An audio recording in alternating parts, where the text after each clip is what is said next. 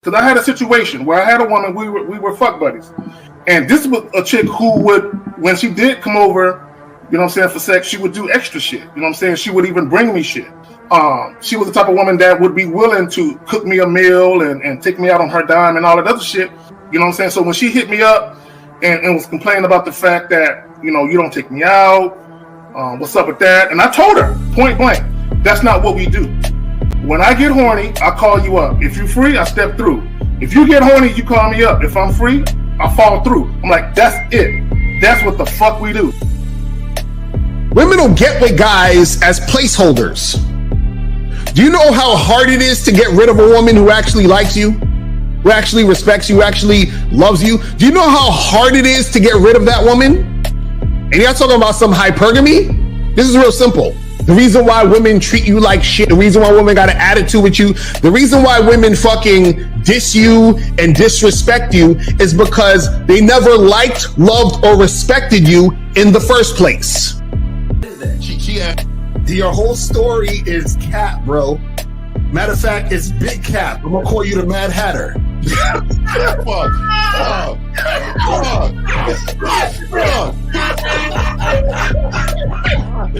Fuck! I don't know why it would happen to me to lie. You guys didn't even know me. Why would I lie to you? Let's say you did. You act like you've never had sex a day in your life, bro. What it is you're lying to yourself.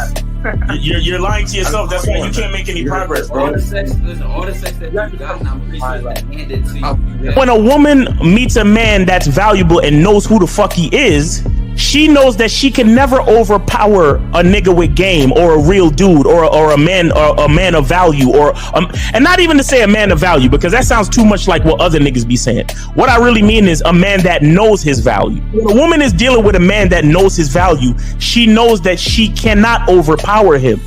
So she ends up saying to herself, well, if I can't beat him, I gotta join him. But when a woman is in a room full of dudes that know they value, she knows that she has to submit. And if she don't submit, she got to get the fuck up out of the room. No matter what level she brings it to, how loud she get, disrespectful or talks fast, you have to keep your cool. You have to keep it on your energy level. So if you want her to be submissive, you want her to be calmed down, you want her to bring it down a notch, you won't yell louder than her. Talk to her like this. Yo, I don't do that. I don't know if you talk to people like that, but that's not how you're going to talk to me. That's not what I do. Now, if you want to continue to do that, I will show you exactly where the door is. I will escort you out, tell you have a nice trip, and send your ass right to the gulag. You'll be gone. I don't tolerate that from people in my life. For all you surface dwellers out there and shit, how does it feel following all these motherfuckers on the other side of the streets talking about don't do shit? Well, if you ain't gonna do shit, then why don't you do man shit? Don't run away from fear. Don't dwell in the past. Don't give away your power. Don't feel sorry for yourselves. Don't make the same mistakes over and over again. Don't worry about what people think about you. Why don't you do some man don'ts if you're gonna do a don't anyway? Grass eating lion. It's sad to see so many men suffer from bitch assness, and then women know there's such at an advantage with weak men. They try to shut me up. This is the part of being a man, is standing on your squares, understanding that nobody's going to move me. I move mountains. Nobody's going to move me off my square. They need to respect your word. There needs to be a shift in behavior when you get home. They need to understand what the deal is when you're around them. There's no such thing as compromise with men. Compromise. You should be fucking at the truck stop. All day. That's right. These conversations are obviously too in depth. They're too in depth with these bitches, man. What are we talking about? You're a truck driver. Bitch, I come in every state and I fuck hoes. That's what I do. And you gonna be one of them, or I'm gonna find one that will. And the thing is, if she got an issue with you not having a place to stay, that means she ain't really feeling you. Respect to Scary Perry for the $5 super chat. He says, "Salute to the Real Game No Theory panel. Best show on Sunday." I don't know what leaving pussy on the table means, because pussy's not valuable enough to be left on the table in the first place, in my opinion. I'll have Christmas lights back there, and I'm fucking bitches boys under the light. The following program is rated MAN. It contains assertive men who are kings of their castles. Men who don't make excuses or blame women for everything that's going wrong in their lives. Men who don't make the game about women. Instead, they make the game about the man. So, if you're into theory or use soft, weak-ass words like hypergamy, red pill, no fap, be on your purpose, high value man, or money, clothes, and status, buddy, you're in the wrong place, and you need to go 2 doors down where the male cuddle parties and circle jerks are going on. This is a man's space. Since the fall of the PUA community back in 2007, most PUAs ran underground because they had nothing to offer.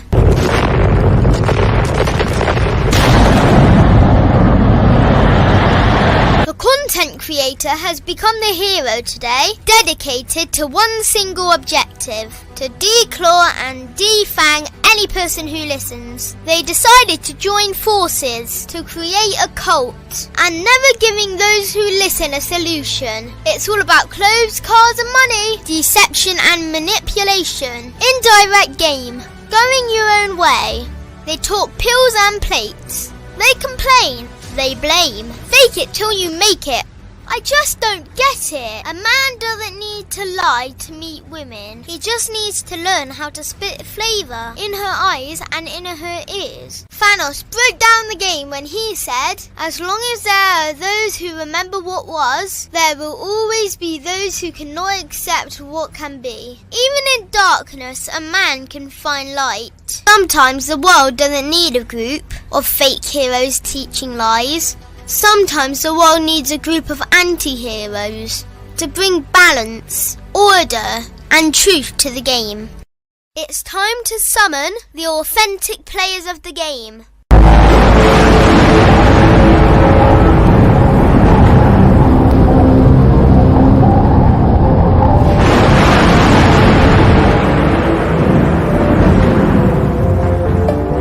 Only one group dares to challenge this threat.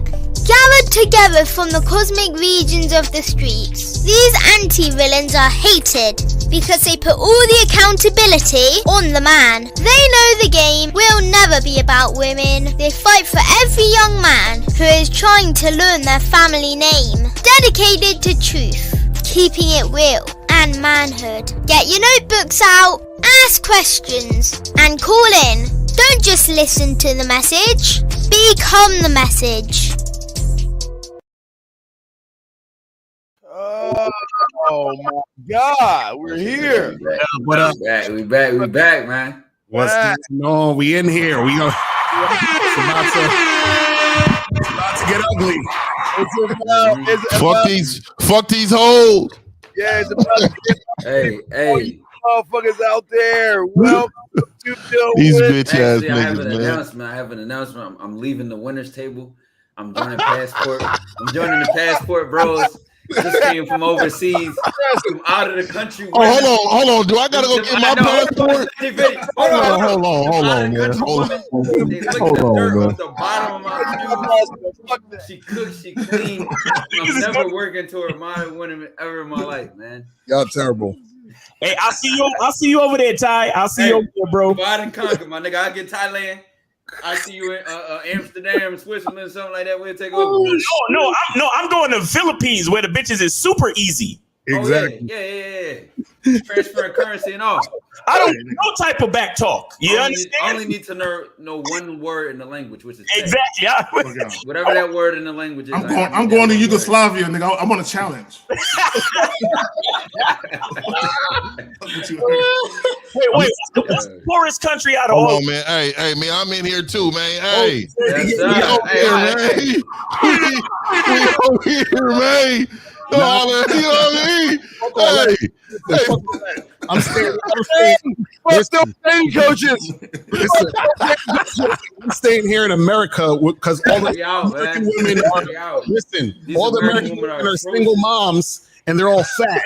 And they're all successful. I got real on my shit, nigga. Divide and conquer. Yeah. Miles got the Philippines. Man. I got Thailand. You know what I'm saying? Y'all you got the rest. Thailand? Yeah.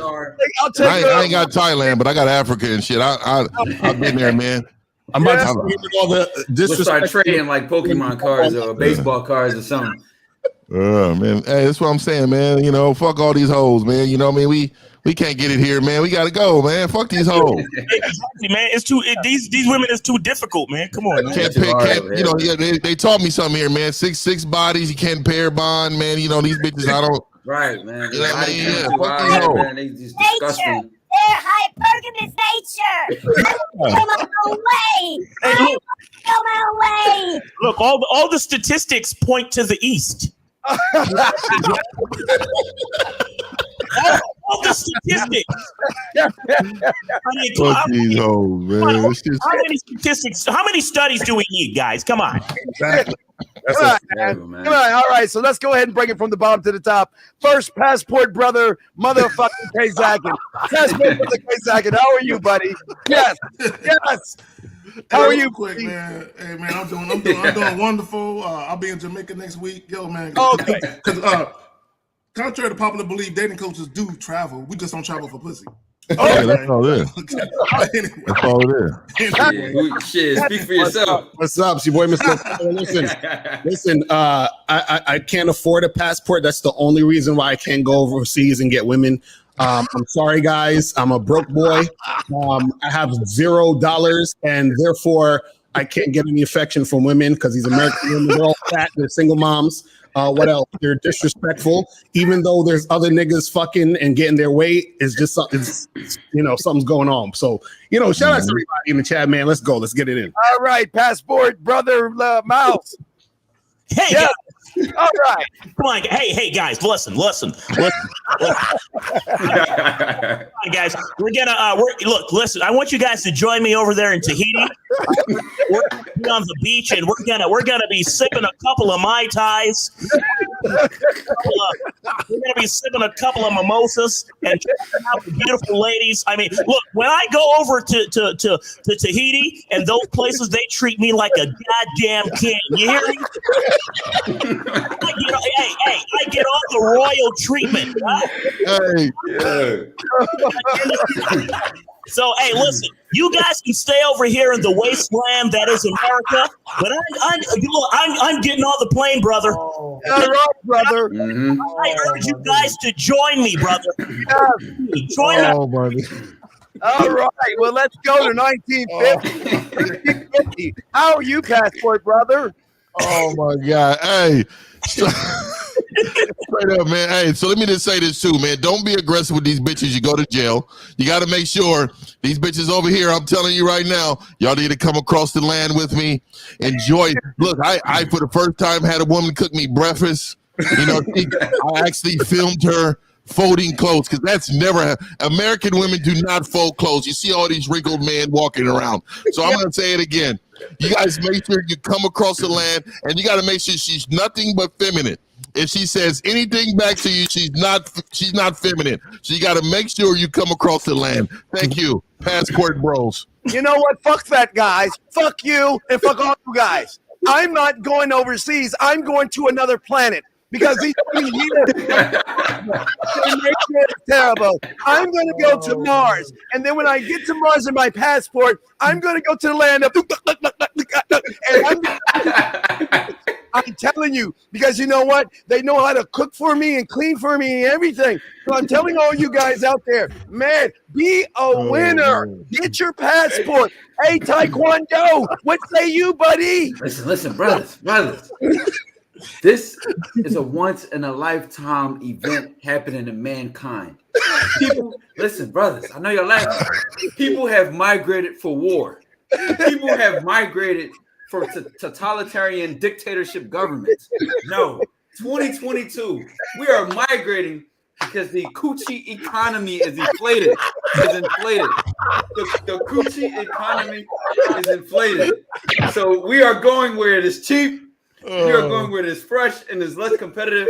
Passport bros for president. All right, yes. All right. Oh, my niggas, man.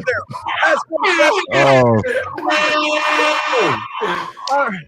All right, It's 19. a coochie recession in America. No, they had the gold rush. Now they got the pussy rush. That's what it is.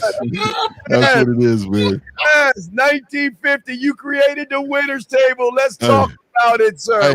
Hey, so the mindset of this is that I want, and everybody's gonna have their own opinion, but the mindset of a winner. There's nothing that can stand in front of us, right? Nothing can stop us from doing what we want to do. When we view other men doing something, we know that's normal because we know all is possible with what we want to do, right? But then also too, sitting at the winners table, we look at the losers table, and we also look upon exactly what everybody was talking about in this situation. It's not just the passport bros. It's not just them that we view. It's you bitch ass men that I see in comments. And trust me, I follow losers. The reason why I follow losers is it's to keep things in perspective because my world is so bright that I lose focus of the losers sometimes. So I gotta revisit it. So I stroll in the comments and I look and I read and I laugh so fucking hard at you fucking losers high-fiving each other on bitch ass shit. Exactly. I mean, it's unbelievable the amount of high-fiving that you all men do. Let me say this real quick. You men talk about women not taking accountability, but that is all I see in these comments. Right. That is literally all I see from content creators to the comments that I see and natural walking around world. There was this guy that I seen in the and it's cool if you're into some sexual shit. So I'm going to check on one of my employees. Anyways, I'm rolling in and I see this fucking guy. I'm like, what the fuck is everybody looking at this guy for? This motherfucker had a collar around his neck and she had a fucking leash that she was walking around this fucking guy in the mall, and on his back it says her bitch. Now I couldn't get the video out fast enough. I was trying to get the video was just talking avoid it as much as possible. I'm telling you, man, when it was the mall, it was the fucking mall, by the way. But what I'm saying to you is, for somebody to be in that position as a man, the mindset that you got to be in is of losers. Right. You are losers. So when I want the callers to understand, when you guys call in today, we want to see what table you want to be at. Now you're at the loser table. So I'm going to let you know when you call in, it's okay. You want some help? Admit that. But admit that you need some help. Y'all go ahead, man. See, I want to say this real quick. People got to understand that in the game, there is no free lunch in the game. So what that means is whatever you work towards or whatever the type of work you put in is what you're going to get back out. So a lot of guys think they cheat in the game by being a trick. Right. But what you got to understand is that by being a trick, you're not actually working on yourself and working on who you are. You're just paying for some pussy. Now, what you have to understand is that you have to understand being a trick is being a loser. Because what happens is that when a woman wants to fuck a dude because she actually sees value in him, she desires him based off of the value she sees in him. So what happens is when you're tricking, understand this for all you tricks out there. When you're tricking, what you're basically saying is, me as a man have no value, and therefore I have to compensate with something else that has value in order for you to want to deal with me, period. So understand that when you're a trick, you're automatically a loser. You see what I'm saying? You can't be a winner and be a trick at the same time. It's impossible because it's a contradiction. You see what I'm saying? The fact is that without the money, you can't get the bitch. You see what I'm saying? And the only reason she wants to fuck with you is because of the money, because that's the only value she sees around you. She doesn't even see the value in you. She says, well, you're not valuable. You're nothing. So in order for me to acknowledge you, you have to give me money. Whereas you have other men who are valuable, who women see value in because they worked on themselves, because they actually have game. Those women are giving it up for free. Those women are doing things to keep those valuable men in their lives. The problem with a lot of these guys is because they're so thirsty for pussy because they're not getting any. They think they're winning. They think they found the cheat code. Oh my God, I could just go over here and pay for this. And the woman is this, all other stuff. What you got to understand is that you're still a loser. You understand what I'm saying? You're just a loser with money. You see what I'm saying? You're a loser who's gotten into a situation where women know how to finesse losers and sell the loser a dream. You see what I'm saying? So what happens is that at the end of the day, because you got to think about it like this. At the end of the day, if you want a woman long-term, if you want a consistent chick, which most guys are going to want at some point, because after you fuck for a while, you're like, yeah, this is cool, but can I actually get a woman who actually respects me and wants to fuck with me long-term? You can't buy a chick, you understand what I'm saying, long-term. The most you can do is just be a loser who a woman uses long-term. Sources long-term. You see what I'm saying? They can lease a girlfriend, because niggas out here leasing girlfriends and shit. Right. And they are doing that and shit. But understand, when somebody come along with more money than you, the lease is automatically up. It's a wrap, yeah. And let me just say this real quick. I want everyone that's listening to all our prospective channels, pay attention to what we say and pay attention to what everyone else says. There's a quote: "Sit with the winners. The conversation is different." So when we talk, the conversation is different compared to the other niggas. Facts. Damn. No, I'm gonna ride on that one real quick. And this is what my dog Zag is saying. We don't talk about poor me. We're talking about which one, when we want to fuck, why we don't want to fuck, why we don't feel like fucking. God damn it, Lucario, she's bugging me today. Damn, Mouse, how many fucking women are calling you right now? Exactly. 50? Man, when you tell that woman to leave you alone, see, y'all don't understand at the table winners, we don't go out of the country because we are our own country.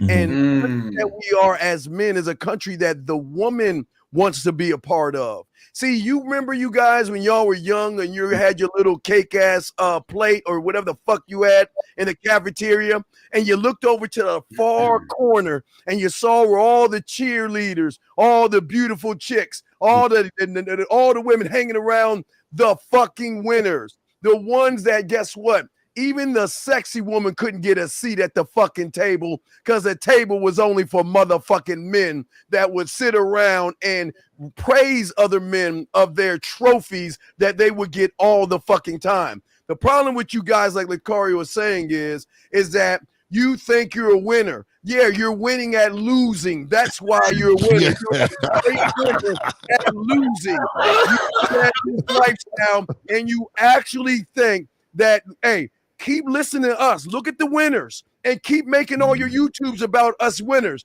Because here's the thing. We're winning. You got to travel to fuck. They come see us. That's a fact. Right. I'll yeah, no, go ahead, Mouse. Okay, yeah. I'll just say it real quick that you know what what makes a winner is like I'll use the analogy of a person who's a Christian or a person who's really like religious or a person who's really righteous.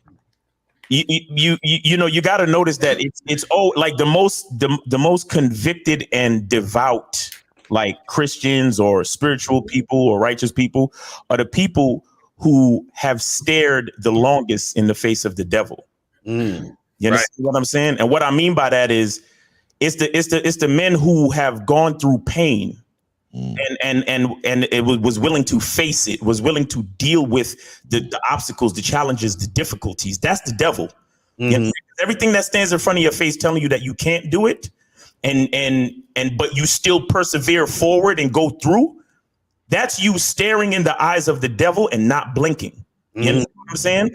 And the only time that you could truly stare in the eyes of the devil and have the confidence to keep that eye contact and not blink is because you have God inside you. You know what I'm saying? And I use the word devil and God as loose metaphors. We don't got to be religious. I'm just giving you a point. So what you have to understand about winners is that winners have the confidence to even chill with the devil. Do you understand? You know, just like how that evangelist, he has enough confidence to walk the streets and chill with the gang members and talk to them about God and talk to them about spirituality. He's not afraid of what might happen because God is in him. The winning spirit is in him. So losing is not even a factor for him. Right. You see what I'm saying? So I bring it back to this. The guys who look in the face of the devil, meaning the guys who get rejected, the guys who have a chick flake on them, the guys who are dealing with disrespectful women, the guys who are, you know, walking around the fucking mall with a leash around their neck talking about I'm her bitch. Mm-hmm. Those are the guys that looked in the eyes of the devil and they blinked. Mm-hmm. The confidence of God was shaky in them. So when the devil looked at them, they was like, oh shit, the devil's looking at me. Wait, the devil is giving me choosing signals. So what I'm saying is that's what a winner is. It's a guy who could go through the pain. It's a guy who could go through the frustration. It's a guy who could chill with the devil and not let the devil infect him. You understand? What happened is a lot of these losers, they were confronted with obstacles and challenges, and they let the obstacles and challenges overcome the righteousness inside them. But you got to talk. Exactly. Right. Yeah, I would just say this to encourage anyone listening to call in and please share your experiences with, the modern woman or, the American woman that the internet is speaking for, because this is where you'll be able to learn the most and see something from a different perspective. Because I can tell you that the same woman who might treat you one way will treat another man a completely different way. And it has to do with the man in the mirror. So I ask you to be strong enough to be vulnerable enough to put yourself in the line and have the potential to grow and learn, because we could clown the passport bros and guys who want to migrate for the coochie economy in another country, but I'd rather speak to the community of guys who want to learn and want to improve and want to say, what can I do to better my life and change my choices? Fact. 1,000%. We got 3 calls on the queue. You ready? All right, let's get it. Yeah, all right, you just went off. That was crazy. 803. Appreciate it. 803. You're on live with the Real Game No Theory panel. Give me your name, age, and city. 803. 803. Can you hear me, gentlemen? Yeah. What's up, man? Name, age, and city. Go ahead. All right. Name's Isaac, 27, calling from Atlanta, Georgia right now. All right. What's up, man? How can we help you? I just want to bring up something that I heard a couple streams ago when Angry Man was there. Shout out to Angry Man again. Shout out to you all. I remember he mentioned something about dog lovers or cat lovers, but I gotta say this. I gotta give y'all guys some Animal Kingdom game. Dogs are the ultimate coon. When a wolf looks at a dog in the eye, it just sees a coon. Because you got dogs out here posing in Christmas sweaters and tutus. That's not alpha in family photos, man. What's your point? What is the point that you're making, sir? I don't understand. What's the point? Just want to spit some Animal Kingdom game to y'all. Okay, appreciate it. All right, appreciate it, bro. Thanks for calling the show. Thanks for your support, man. You have a great day. All right, take it easy. Should have came with a growl or something. I thought that whole conversation was vaginal. No, I understood what he was saying. He said you got wolves and then you got dogs, and dogs are domesticated. The dog is a coon. The dog is a coon. Super softly, like 559. You're on live with the Real Game No Theory panel. Let's get your name, age, and city. What's up? What's happening, Miss Terrence? I'm from LA. I'm 29. All right, what's going on with you, man? How can we help you, man? All right. Damn. That's crazy. Y'all nigga get on air and then a nigga mind just go blank. But hold on. You got nervous, man? You got butterflies in your stomach and shit. All right, listen. Hey, check this out. I'm gonna put you on mute. Go to the next call and come right back to you. Don't hang up, okay? No. I just remember what I wanted to ask. Okay, go ahead. Man, legs shaking. So I wanted to ask y'all about this whole passport thing. I was watching a video of a nigga the other day, and the nigga that I was watching seemed like a nigga that could get some bitches. Like, this was crazy. Hey, what seems like? Yeah, explain what that means. What a nigga looks like he get bitches. Right, and then on top of that, what does getting bitches mean? Yeah. Because real quick, I'm gonna give you a quick analogy. When I played hoop and I was a hooper, I used to see cats coming with the full Jordan outfit on, looking real crisp. Does he look like he play hoop? Okay, I'm just saying. Make sure you get this right. All right. Are you saying you would fuck him if you were a girl? What I'm saying is the nigga seems, not look, he seems like he could get bitches, and some of the points that this cat was making, I couldn't disagree with some of the shit this nigga was saying. Now, I'm gonna say Do you have the points? Do you have the points in mind? Yeah, what was he saying? What was he saying? What was he saying, caller?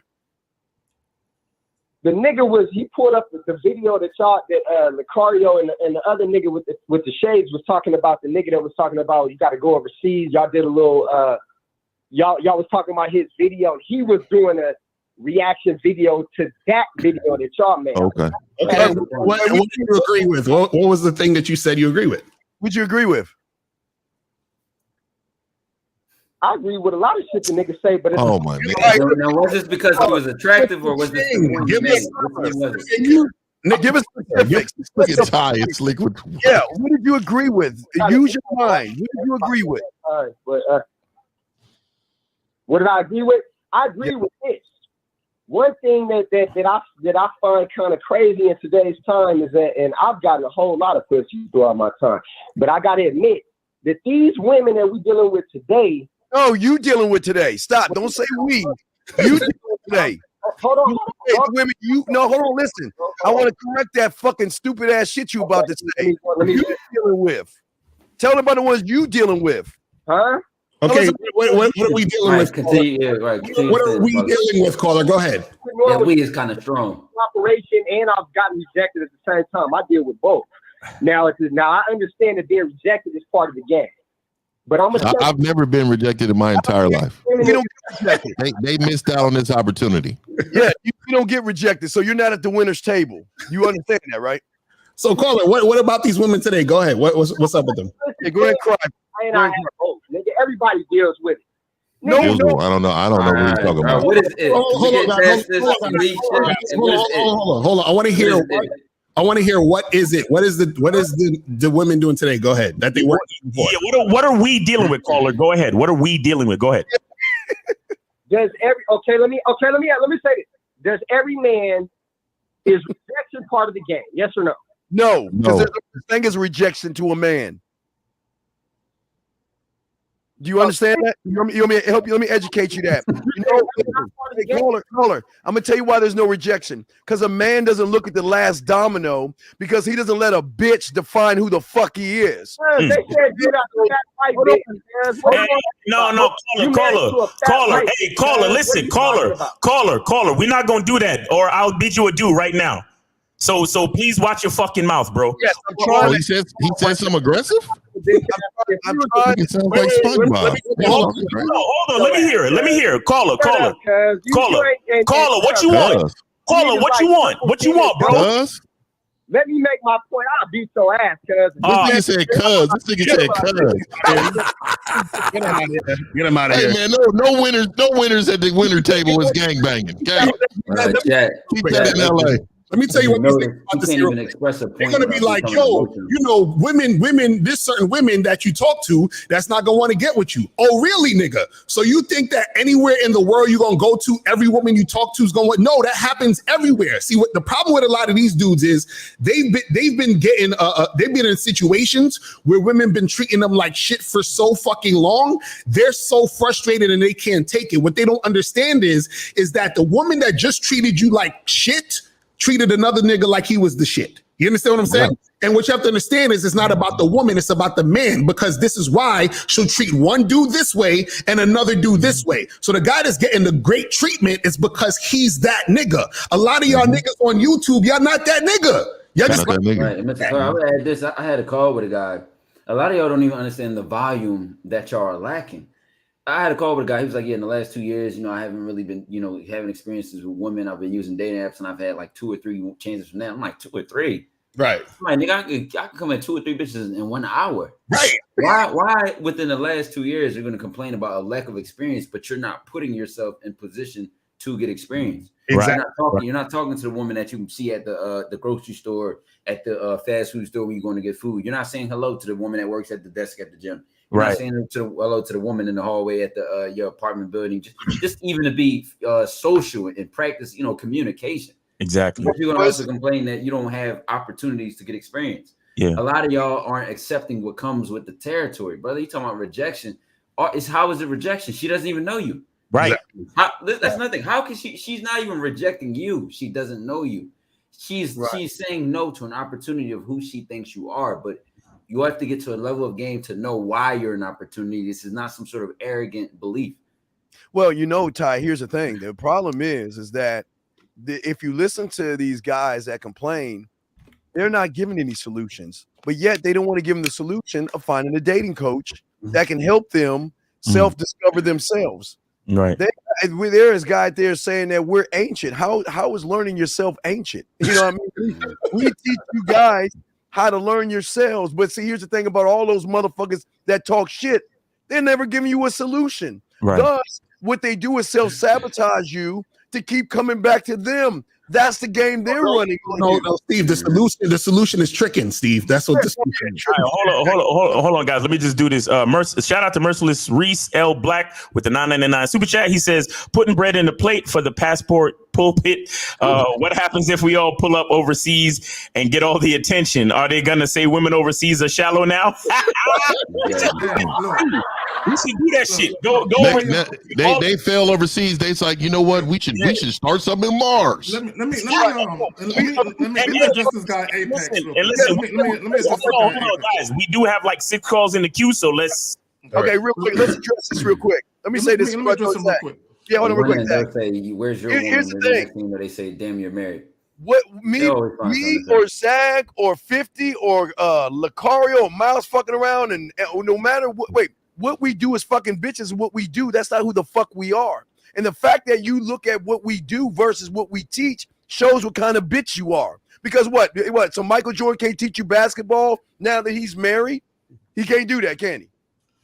Let me just say this, and this is the problem with. Hey man, I'm married to the game, homie. But this is the problem with these young dumb niggas. See, y'all spend so much time thinking that pussy is the lick. That just getting pussy and fucking chicks is like the epitome of what it means to enjoy your life. Right. At the end of the day, when they talk about dudes being married, see, this was so funny. These same niggas that saying this bullshit, these are the same niggas that complain about women not being marriageable. Right, exactly. You know what I'm saying? But the truth of the matter is, you know, this nigga Killer Rolex and this nigga Apex, I guarantee you, there is no bitch on the planet that ever wanted you to marry her. And see, the real game is when a bitch want to fuck with you past just sex. A lot of you niggas. I need that. That sound effect. Flip that, Zach. A lot of you niggas don't know what it feels like to have a woman that's about you. Fact. On the strength of you. Right. So when you niggas say goofy shit like this, y'all sound like a bitch because you sound like you're trying to shame a nigga. You know Real quick, and I know we got calls. I just want to say this too, man. When you got a man who can manage a woman for many years, and that woman is doing what she needs to do. Y'all can't even manage most women for 1 month. And you talk about men that's been managing women for many years. One woman or multiple. That's crazy, man. All right, let's go to the calls. All right, 267. You're on live with the Real Game No Theory panel. Let's get your name, age, and city. Yo, this is Brendan from Philly. Shout out to Taekwondo. Age? Shout out to 50. Shout out to all 27. Shout out to all the gentlemen on the panel. But yes, sir. Something's really been bugging me that these callers, and I had to point out. So all these women that they're going to other countries to go to, they're also coming to America. You see what I'm saying? All these niggas are flying to the DR, Russia, wherever the fuck they're going to. If you don't want to deal with those women, why can't you get the women who immigrated over here? I mean, last time I checked, what the Republicans were talking about immigration and shit. Right. All these Mexican chicks was coming over here and shit. Ain't just them, Haitian, all of them. Yeah, they coming. Fine. They coming fine off the boat too. That's a good point. That's a good point. That's it. That's all I have to say. All right. Appreciate you, man. Appreciate you. Thanks for calling in the show. Good point, man. All right. So let's get 682. 682. You're on live with the Real Game No Theory panel. Let's get your name, age, and city. What's up? Hello, my name is Harpan. I'm from Delhi, India, and I just want to say, Taekwondo, keep your shit up. You are the G. I fucking love you. Adios. Oh shit! I fucking love it. I love you too, bro. They came through with the bromance. I'll be seeing you soon, brother. I'll be over there soon. Yo, all right, 601, 601, you're on live. Curry chicken. 601, you're on live with the Real Game No Theory panel. Name, age, and city. Hello, can you hear me? Yeah, what's going on? Hello? What's up? Yeah, my name is Daniel. I'm from Toronto, and I'm 23. All right. Let's go. Shout out to all the gentlemen on the panel. All right. I just had one question. How do I get out of the mindset of overthinking when it comes to approaching women? Well, it's easy. Real game, no theory. Also, I'm gonna say this real quick to you, brother. What I noticed from hearing what you just said, you talk in questions. My name's so and so. I'm from Toronto. You see what I'm saying? It's like you're asking. So what happens is that that's gonna come out when you're talking to women. That sort of unsure energy when you're dealing with chicks. You see what I'm saying? Mm-hmm. That's probably coming in the back of your head. You see? Yeah, let me. Oh, go ahead, Zach. I'll go after you. Go ahead, Let Zach. me add this, and to piggyback off what Lucario just said, you come across like you're very self-assured, almost like you're speaking and you're pausing to see how people respond to what you say. Right. You know what I'm saying? Instead of just being a little more assertive in your conversation and talking with conviction. Right, like this. Want to have intercourse. Caller, the reason why you're in your head and you're second guessing is because you're worried about what people think about you. Right. And I promise you're probably the type of guy you worry about every single thing. You know, she gonna think my face look funny. She gonna think my beard look funny. She gonna think my hat look funny. She gonna think my clothes fit. You probably worry about all these different things about what this woman may or may not be thinking about you. When you approach women, and I think 50 said it, and you're an opportunity. The problem with the average guy is you approach women hoping for an opportunity. Versus being a man who's letting that woman know he can get an opportunity fucking with you. It's a mindset thing. Right. Damn. Oh yeah, Zach, I'm going to put a cowboy sign in your back wall. But hey, peek this caller. Let me ask you a simple question. How do you pick up your car keys? How do you open your door? How do you turn on a light? How do you fix your cereal?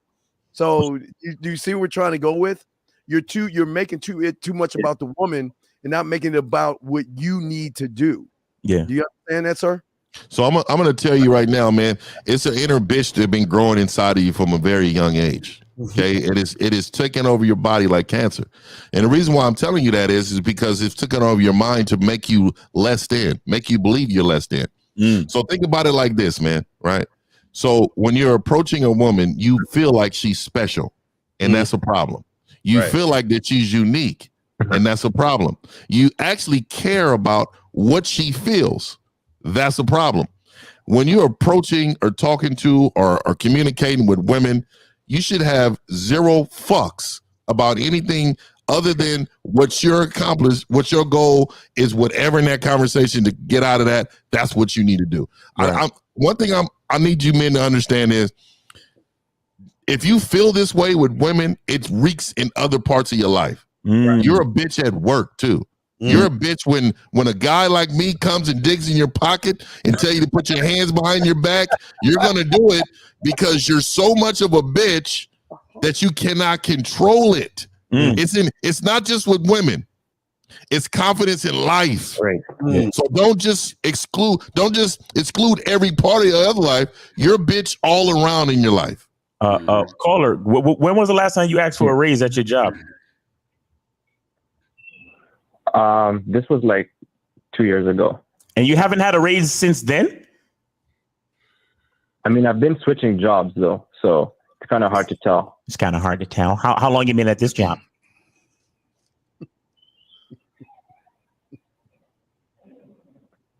How long have you been at this job? So, nigga, no, hey. How long have you been at this job?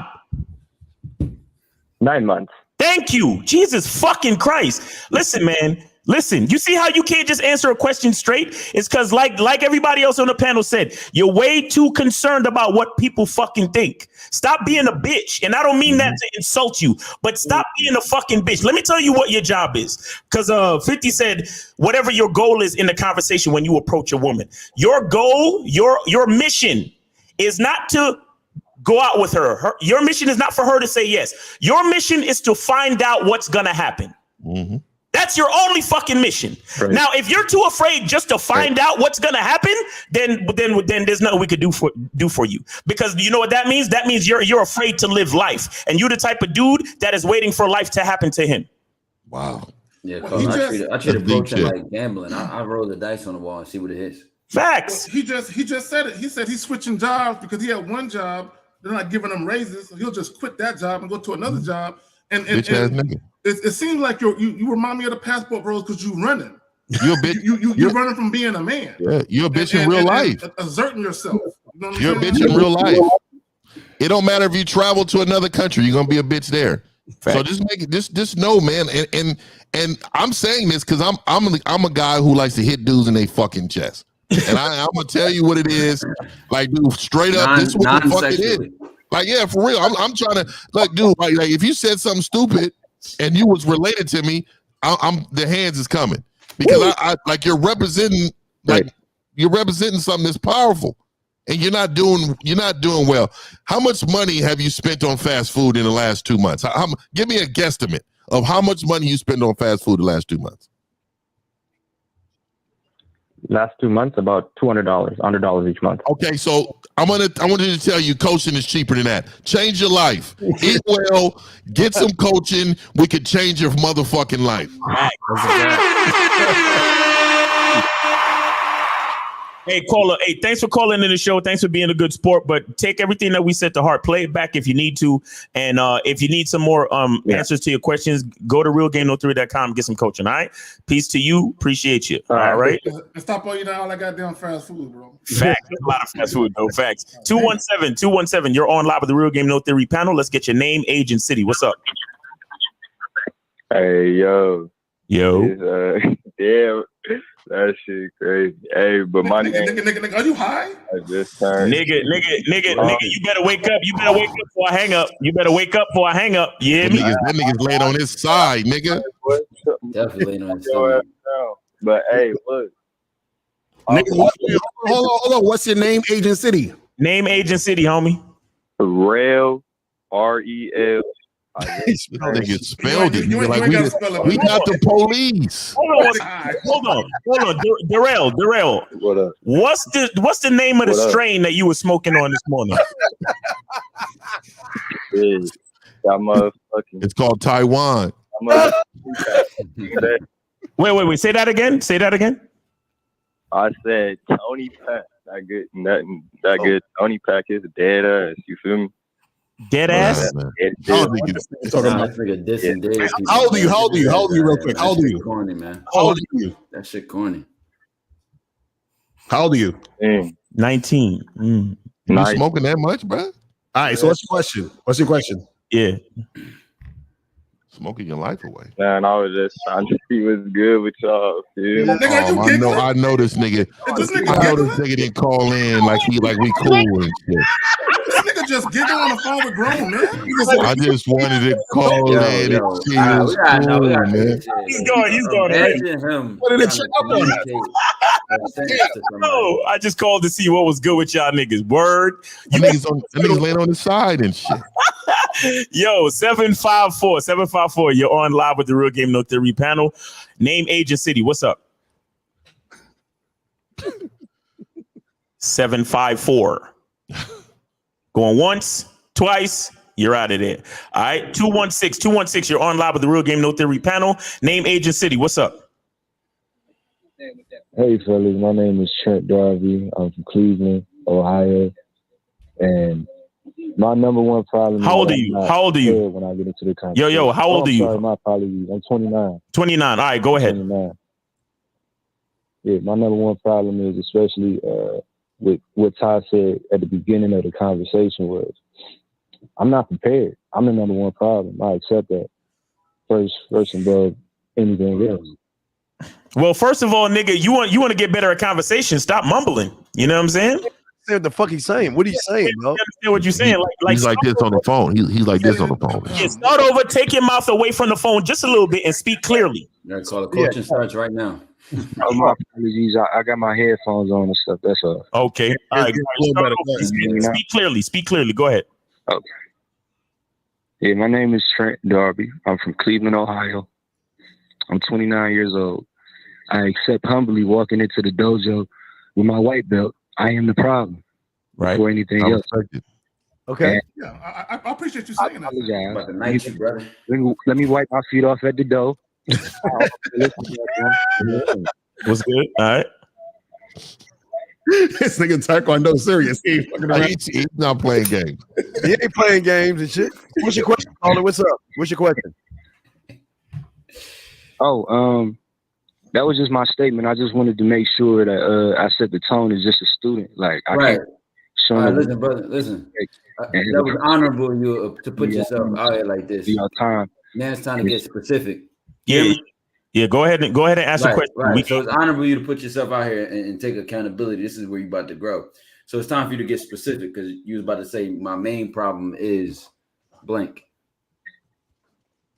Oh yeah, my main problem when I get into the conversation, I already accept off rip. I already got the coaching call with Steve yesterday, but when I get into the conversation, I'm not directing these women where I need them to go. It's just like I go blank, like I don't even know what I'm doing. I'm just throwing shit at the wall.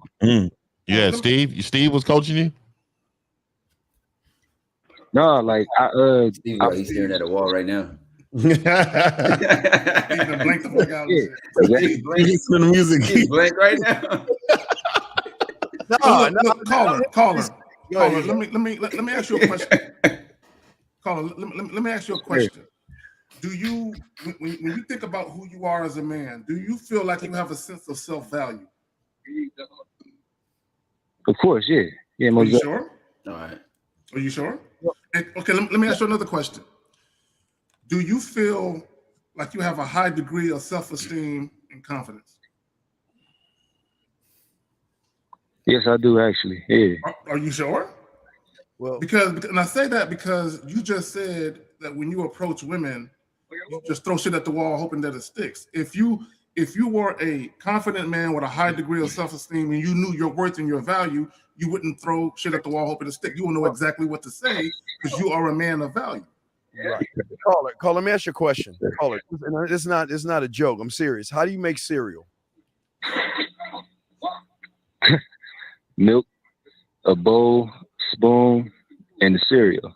Okay, stop right there. There you go. There's your answer. See, you have trained yourself and you've already know your routine when it comes to cereal. Mm-hmm. The problem is that you're taking a woman and putting it into the equation versus do the same thing you did with your cereal. If you go ahead and create where you want to go, you just got to show the woman where you want her to go. But the problem is your worship of the woman is so great that she's taking you where she wants you to go. And there's the problem. And call it, you got to understand this. See, when a person says, I don't know, it doesn't mean that they're stupid. All the statement means I don't know is I don't know myself in this particular situation. You see what I'm saying? So what happens is you know yourself in the situation of making cereal because you've been doing it, you've been trained on how to do it, and now it's second nature to you. But right now you don't know yourself in the situation of dealing with women because you don't actually know what you want from the situation of dealing with women. So for example, if you was to go to fucking, McDonald's and shit, I'm sure you know what you want when you go to McDonald's. You tell the person at the counter, hey, let me get this, give them the money, I'll do the transaction and you make it happen because you already know exactly what it is. You don't go to McDonald's and throw shit at the wall and just see what sticks. You basically, you let them know what you want, right? So it's the same thing dealing with women. If you know what you want, then you make that happen. The problem is it's the fear of actually doing what you need to do because you're looking for validation through a woman's reaction. That's the problem. If you're looking for validation through a woman's reaction, that's going to stop you from doing the thing that you need to actually do. And this is what's really stopping you is that you don't know what you want because what you want requires you to be fully engaged in going after that fearless. And so that's the thing. A lot of y'all, the fear is blocking y'all from actually going after what you want. That's the real issue. You see what I'm saying? Yes, sir. All right. Hey, what kind of circle jerk is going on in the background over there? Hey, circle jerk.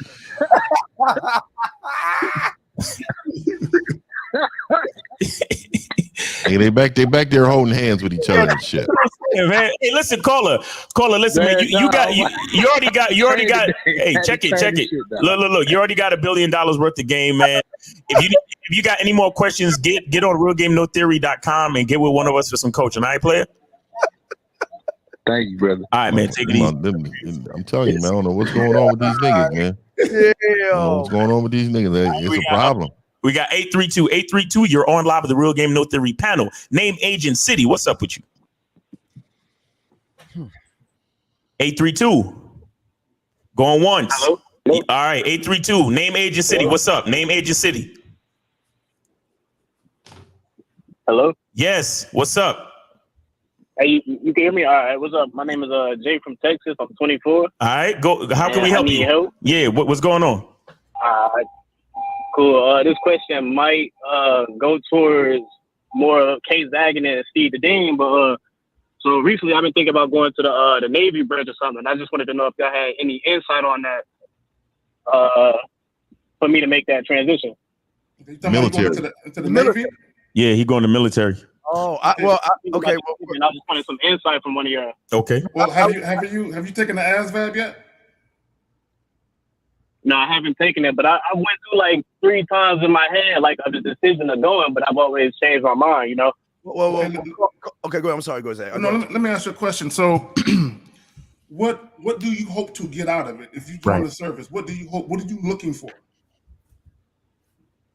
A more stable future. I want to kind of use it as like a stepping stone, but I want to like make my future more stable than what it is now, than like a regular job and not doing what I'm supposed to do. Like I'm trying to let it mentally write me and fix me type shit. All right, Steve. Yeah, caller. Just want to say this real quick. I want you thinking this is very serious. You are, I guess you graduated at 18. You're 24 now. So if I do the math, you're like 6 years removed. So you're losing right now.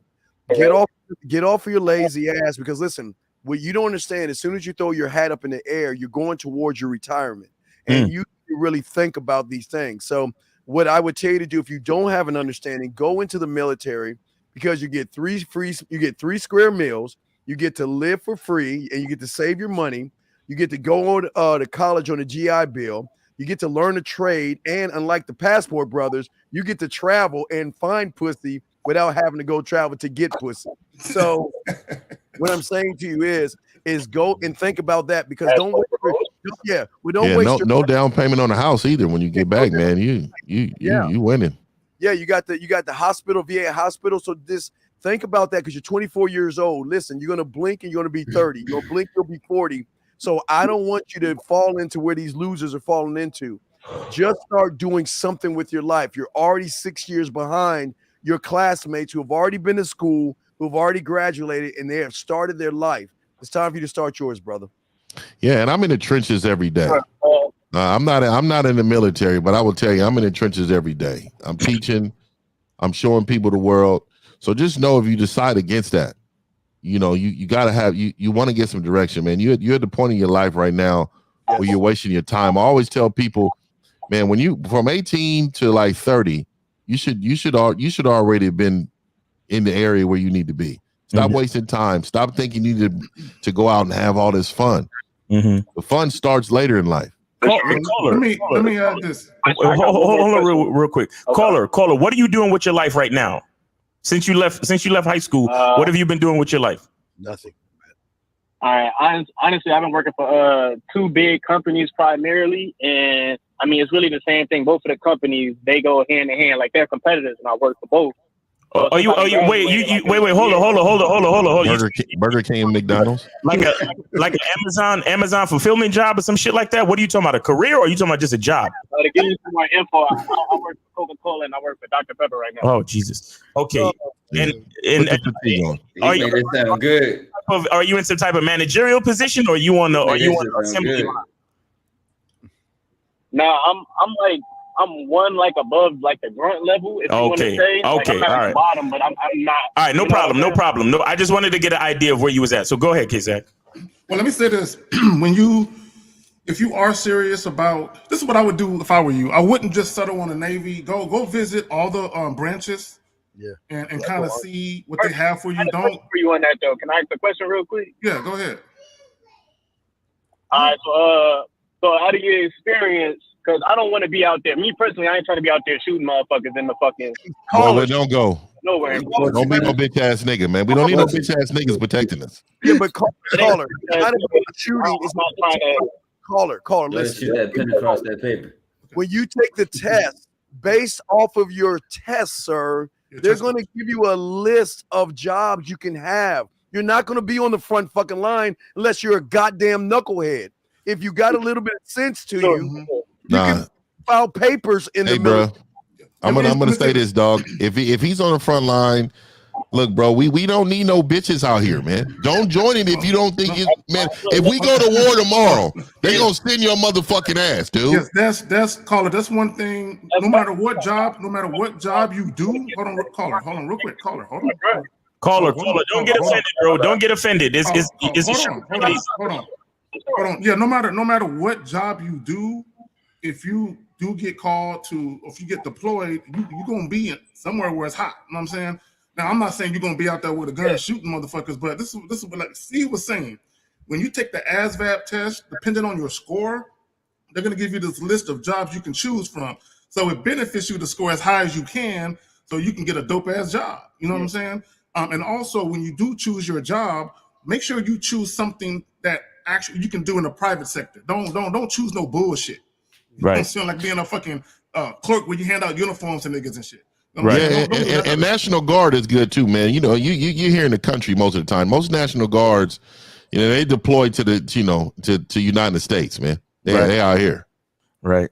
And caller, are you good, bro? You have any more questions for us? Are you good? Yeah. Real quick, I ain't trying to hold y'all time. I know it's motherfuckers trying to call. I know Steve said like you take the test and they like qualifies you for a job, but is there like a branch specific that I would go? I'm Army. I'm Army too. So yeah, we're both Army. Yeah, my 11th grade, my dad pulled me to the side and said, "Hey, peep this out. You gonna have to go to college. You gonna go to Army. You get the fuck out of my house." I was like, "Dude, I'm already out your house." So I was Call it. If you're afraid of seeing real action, probably try like the Air Force or the National Guard, like 50 said. You feel me? Stay away from the Marines. Don't join the Marines. The Marines are first. My dad and grandfather was Marines. Exactly. My uncle is a 30-year certified retired sergeant major, and he's been in Gulf Desert Storm. Fucking he helped kill fucking Saddam and all that shit. He was one of the first niggas on the ground looking for bin Laden. You understand what I'm saying? The Marines are the first to go. It fucks you up though. It fucks you up. My dad to this day puts his back to the wall everywhere he goes. Hey, I'm not no lie. Yo, lie. My uncle, I told him about the Oculus shit. He said I can't put nothing over my face to fuck up my peripherals to this day.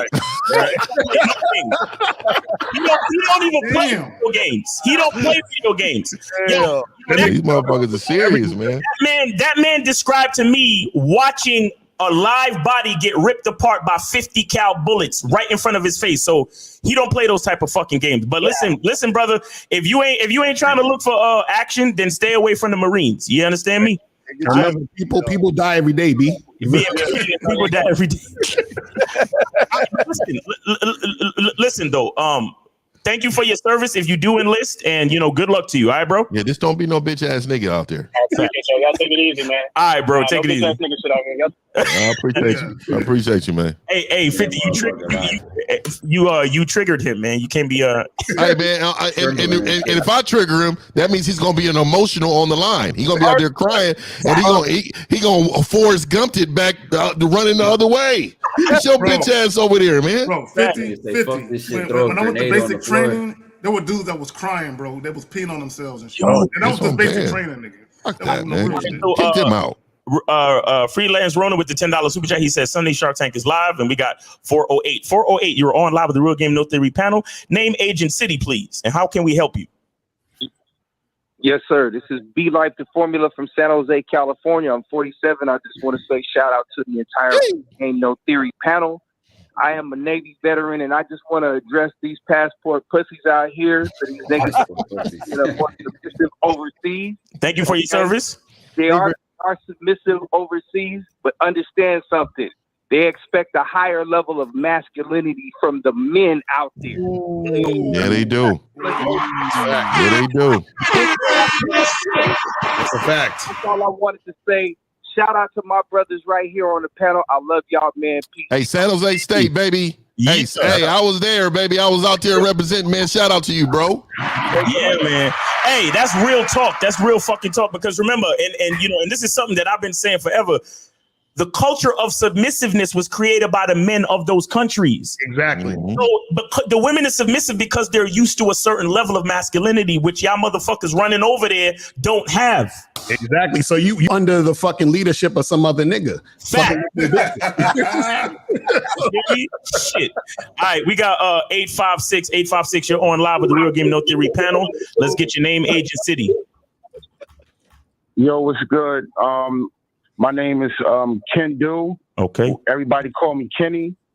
I'm 40, but I'm looking like I'm 26. Oh. I'm from, you know, hey, yo, big ups to Taekwondo. All right. Hey, yo, use my bro. You know what I'm saying? I like shows. You know what I mean? I love the alpha energy foremost. You know what I'm saying? Because we's definitely in the building.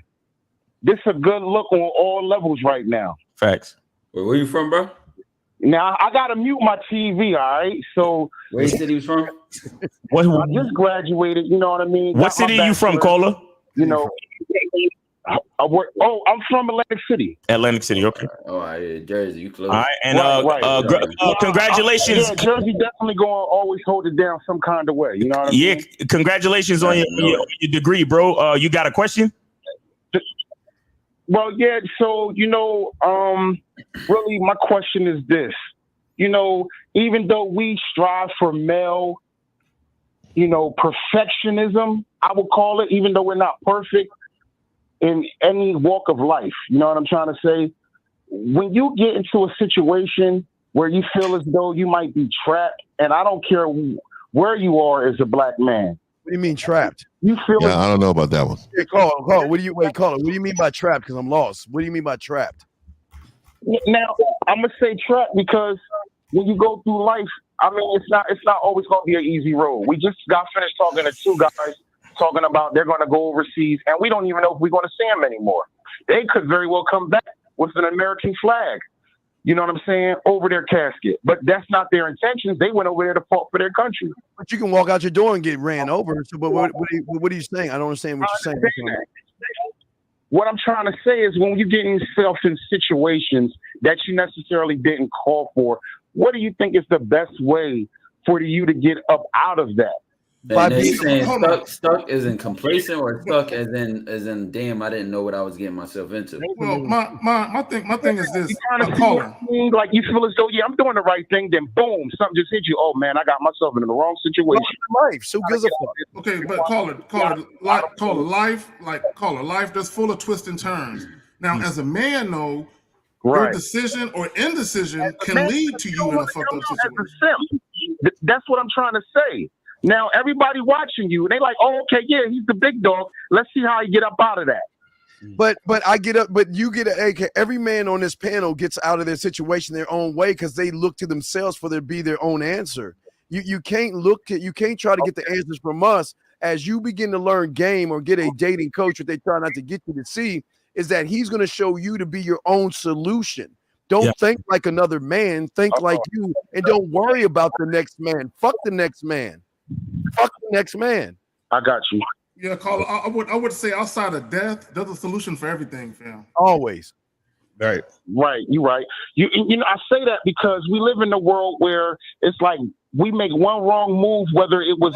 You live in the world, sir. Stop. You live in the world. I don't live in the world. Wait, I want to know. Hold on. Give me an example of a wrong move. Hold on. I'm saying, like, I think I've seen that in history. Like what? Give us an example of a wrong move. Give us an example of a wrong move. Okay. I'm trying to give a good example. Bill Cosby, for example. What we the watching Bill Cosby. Okay, wait, hold on. Okay, what wrong move did Bill Cosby make? Go ahead. No, I'm not even trying to be funny about that though.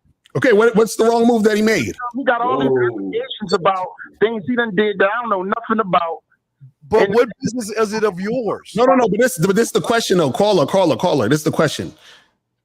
Bill Cosby was very conscious of the moves he was making. So he chose to make a wrong move.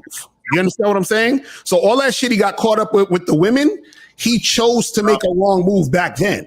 Do you understand what I'm saying? So it wasn't like, oh, I just tripped and fell and did all this goofy shit with these women. No, he made a conscious decision to do goofy shit with the women. All right, let me give you another example. I didn't mean to cut you off. Look at Deshaun Watson. Again, same thing. He made the decisions. But what is Deshaun Watson? You know that nigga. What does Deshaun Watson got to do with you, though? That's what I'm saying. Caller, listen, caller. Hold on, caller. Okay, listen.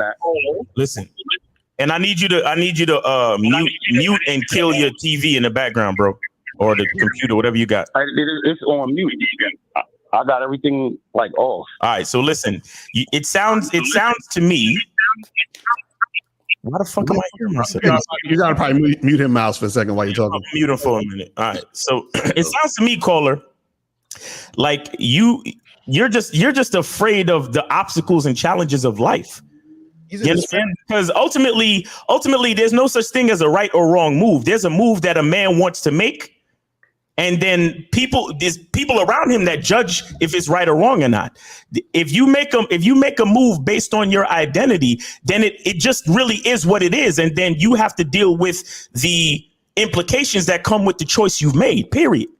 You understand? So if you make a choice to go to the military and you get deployed, that's a part of the choice you made. If you make a choice to commit a crime and you end up going to jail, that's a part of the choice you made. Right. You understand what I'm saying?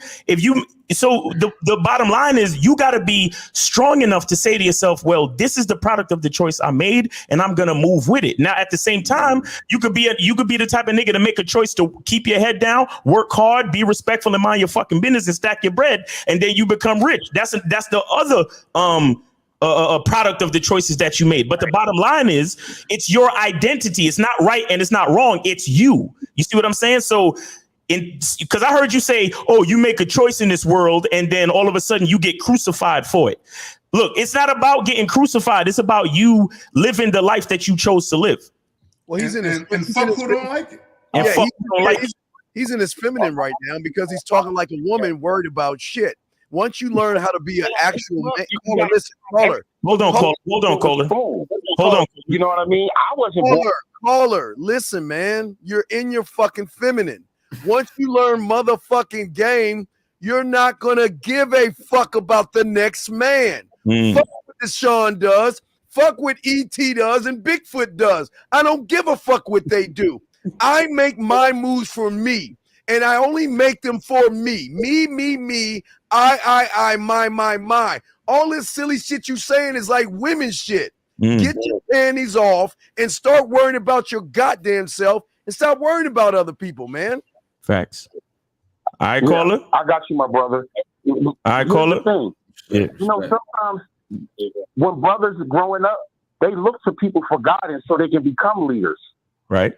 Some. I grew up with the father, number one. Some brothers didn't. He was my counselor, my coach, and my guide. He taught me to be a real man. Number one, ain't even about game. He did teach you that. He did teach you that. Listen to what you're saying. Caller, you're talking about Bill Cosby and Deshaun Watson. He failed you. So standing your ground on your own mission, worrying about game, that's the problem. Everybody got game. No, everybody don't have game. Man. He fucked up. Wait, hold on, caller. What is your basic? I know how to use my mind. I don't need nothing. No, you're asking about Bill Cosby and Deshaun Watson. Wait. Hold on. So caller, what did you say about game? Listen, game. If you want to learn about game, Go read about it in the book or something like that. Oh my God! This No, caller. Let me stop you right there. I read a book when I have this book. Because exactly, you got the password. We don't even know books. But anyway, caller, this is the thing. You just said that what happens, hold on. You said what happens when a man is in a situation and he gets trapped. You know why you think you get trapped? Because your game is weak. When a guy's game is weak, that's where the trap is. Thank you. You don't understand what the fuck is going on and what you're doing. So you don't think 10 steps ahead. Right. If Bill Cosby thought 10 steps ahead, you know what he would have said? Let me not fuck around like this with these women because maybe later on in my life, I might get caught up. Right. We should have thought 10 steps ahead. He should have been like, let me not fuck with these young girls because later on in my life, I might get caught up in a trap. Do you understand that, caller? So if these niggas had game, they would have thought 10 steps ahead, and then R. Kelly would not be serving 30 years. Mm-hmm. You see what I'm saying? There are no accidents in the game. Everything Exactly. you're doing is a part of the purpose. Accidents don't happen to a motherfucker that got game. Shout out Rosebud. Yes. All right. I think caller, you still there? All right, fuck it. 512. You're on live with the Real Game No Theory panel. Name, age, and city. 512. Hello. Hey, what's up, man? Okay, well, I'm Jay. 19. I'm from Austin, Texas. All right. And my question is basically, I was giving this young woman an opportunity like 2 days ago, and we were talking, and I was offering her to go out for coffee because I don't know too much about this woman. I want to better see what she's about. What's your question? Real quick, caller. Do you normally go out for coffee by yourself? No, sometimes I'll get it, but like I won't like see. So what you're doing is that you're afraid that this woman is going to finesse you. But if you're in your own element, is that a problem for you? Like I'm a steak guy. I like to go get. I'm not going to no fucking coffee. Weirdos are at coffee spots. I'm gonna let you know. Normally, they sit down with their fucking laptop. They open it up. They have their fucking Starbucks coffee or whatever, and they're weird all around. It's a whole weird culture in there. So I don't go there. All right. So what I'm saying to you is, why would you can have a conversation with a woman and you can already know what the fuck you want to do really quick. One call. Why bring her? You can just talk to her on the phone. What do you want to do with this woman? Do you just want to fuck? The one phone call, bro. Did you want to just fuck or what? No, I didn't want to just fuck because. Okay, well, if you didn't want to just fuck, then you ask a couple questions to her, set up a spot that you want to go to, let her know. Don't forget your pocketbook. Don't forget your wallet. Don't forget it. Our debit card works too. Yeah, look, tell her, hey, we're gonna meet here. But the opportunity is for both of us to understand what's in front of you. Mm-hmm. I'm the guy. It costs to be with a man like me. Right. And so what's the issue, caller? So you went to get coffee and what happened? We didn't go to get coffee. Like the issue is she came back and said, but I want to go here. Oh, she's done. She's done. The bitch is done. She's done. Okay, caller. What's the actual question? What is your actual easy one? Actual. Oh, okay. My bad. My question is, how do I deal with a woman that's I hate that word. Deal with. Okay. Let me. Okay, caller. You don't. Caller. Wait, hold on. Let him finish the question. How do you deal with a woman that what? That's combative.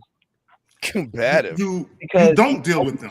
You don't. Like, bro, let me tell you something that you might not know. That bitch don't like you. You got to move on to the next one. You understand me?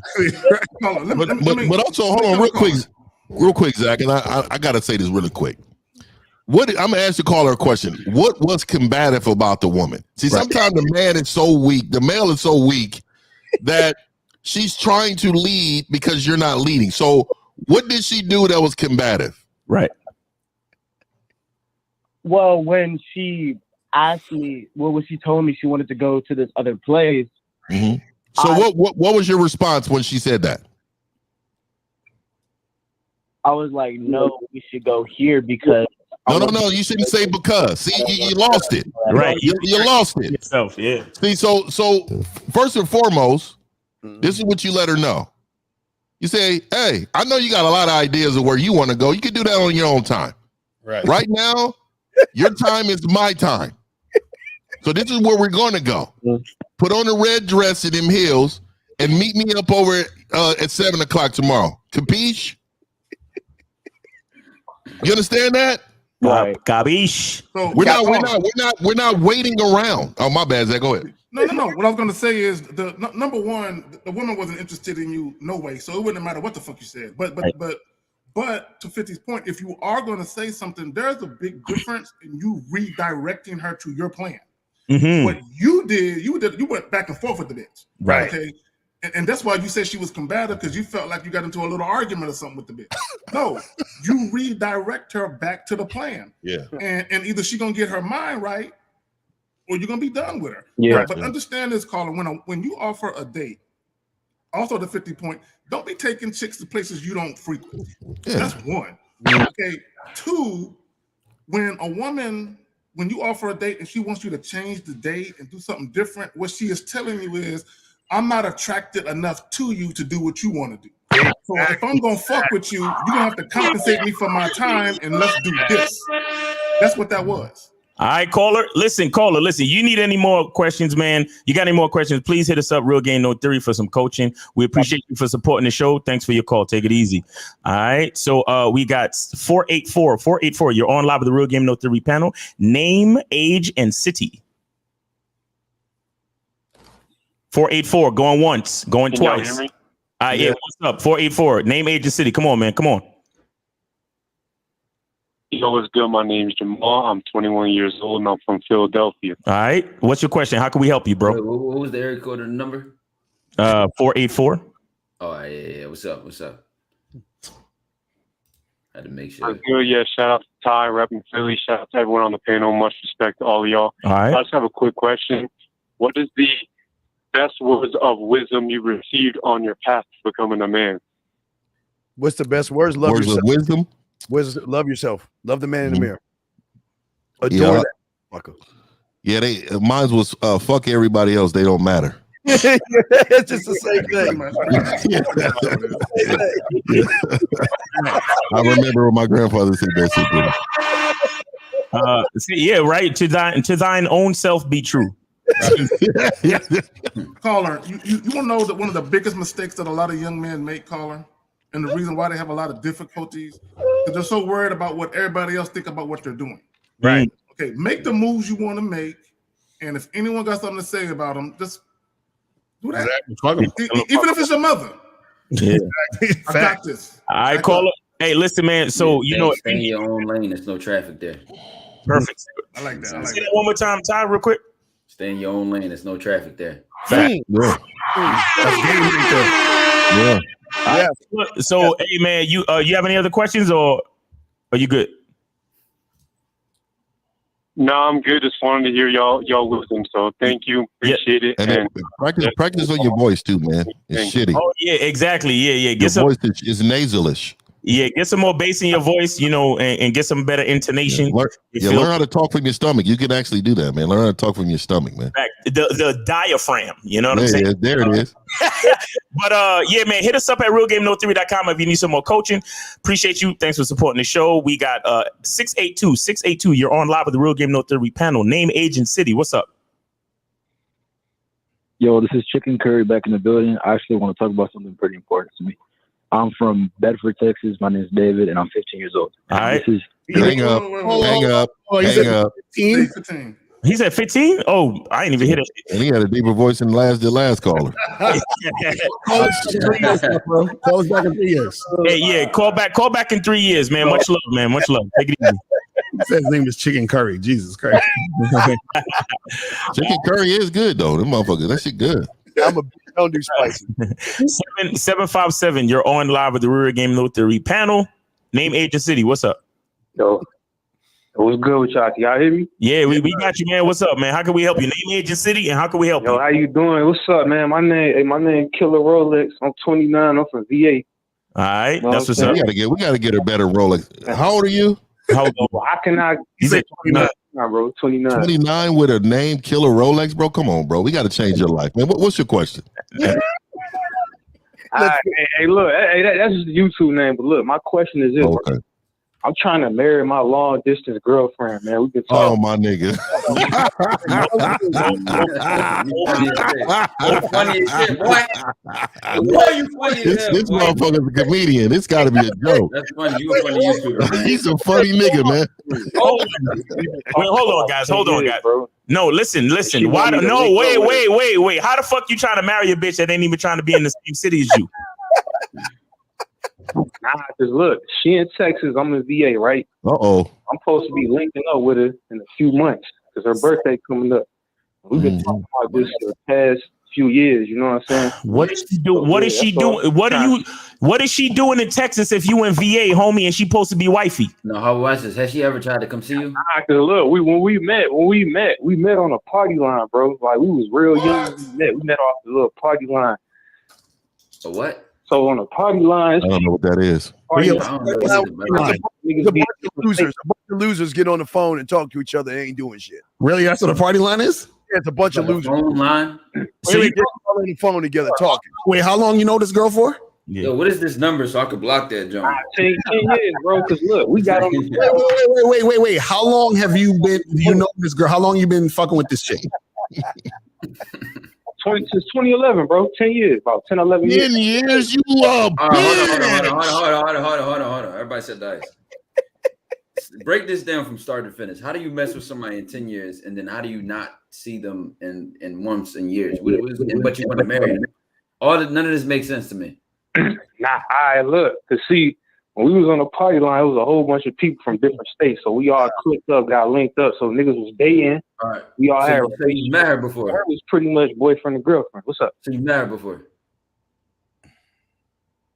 Yeah, nah, I ain't never met her in person. Nah. Nigga, this is. Yeah, I knew from the pause.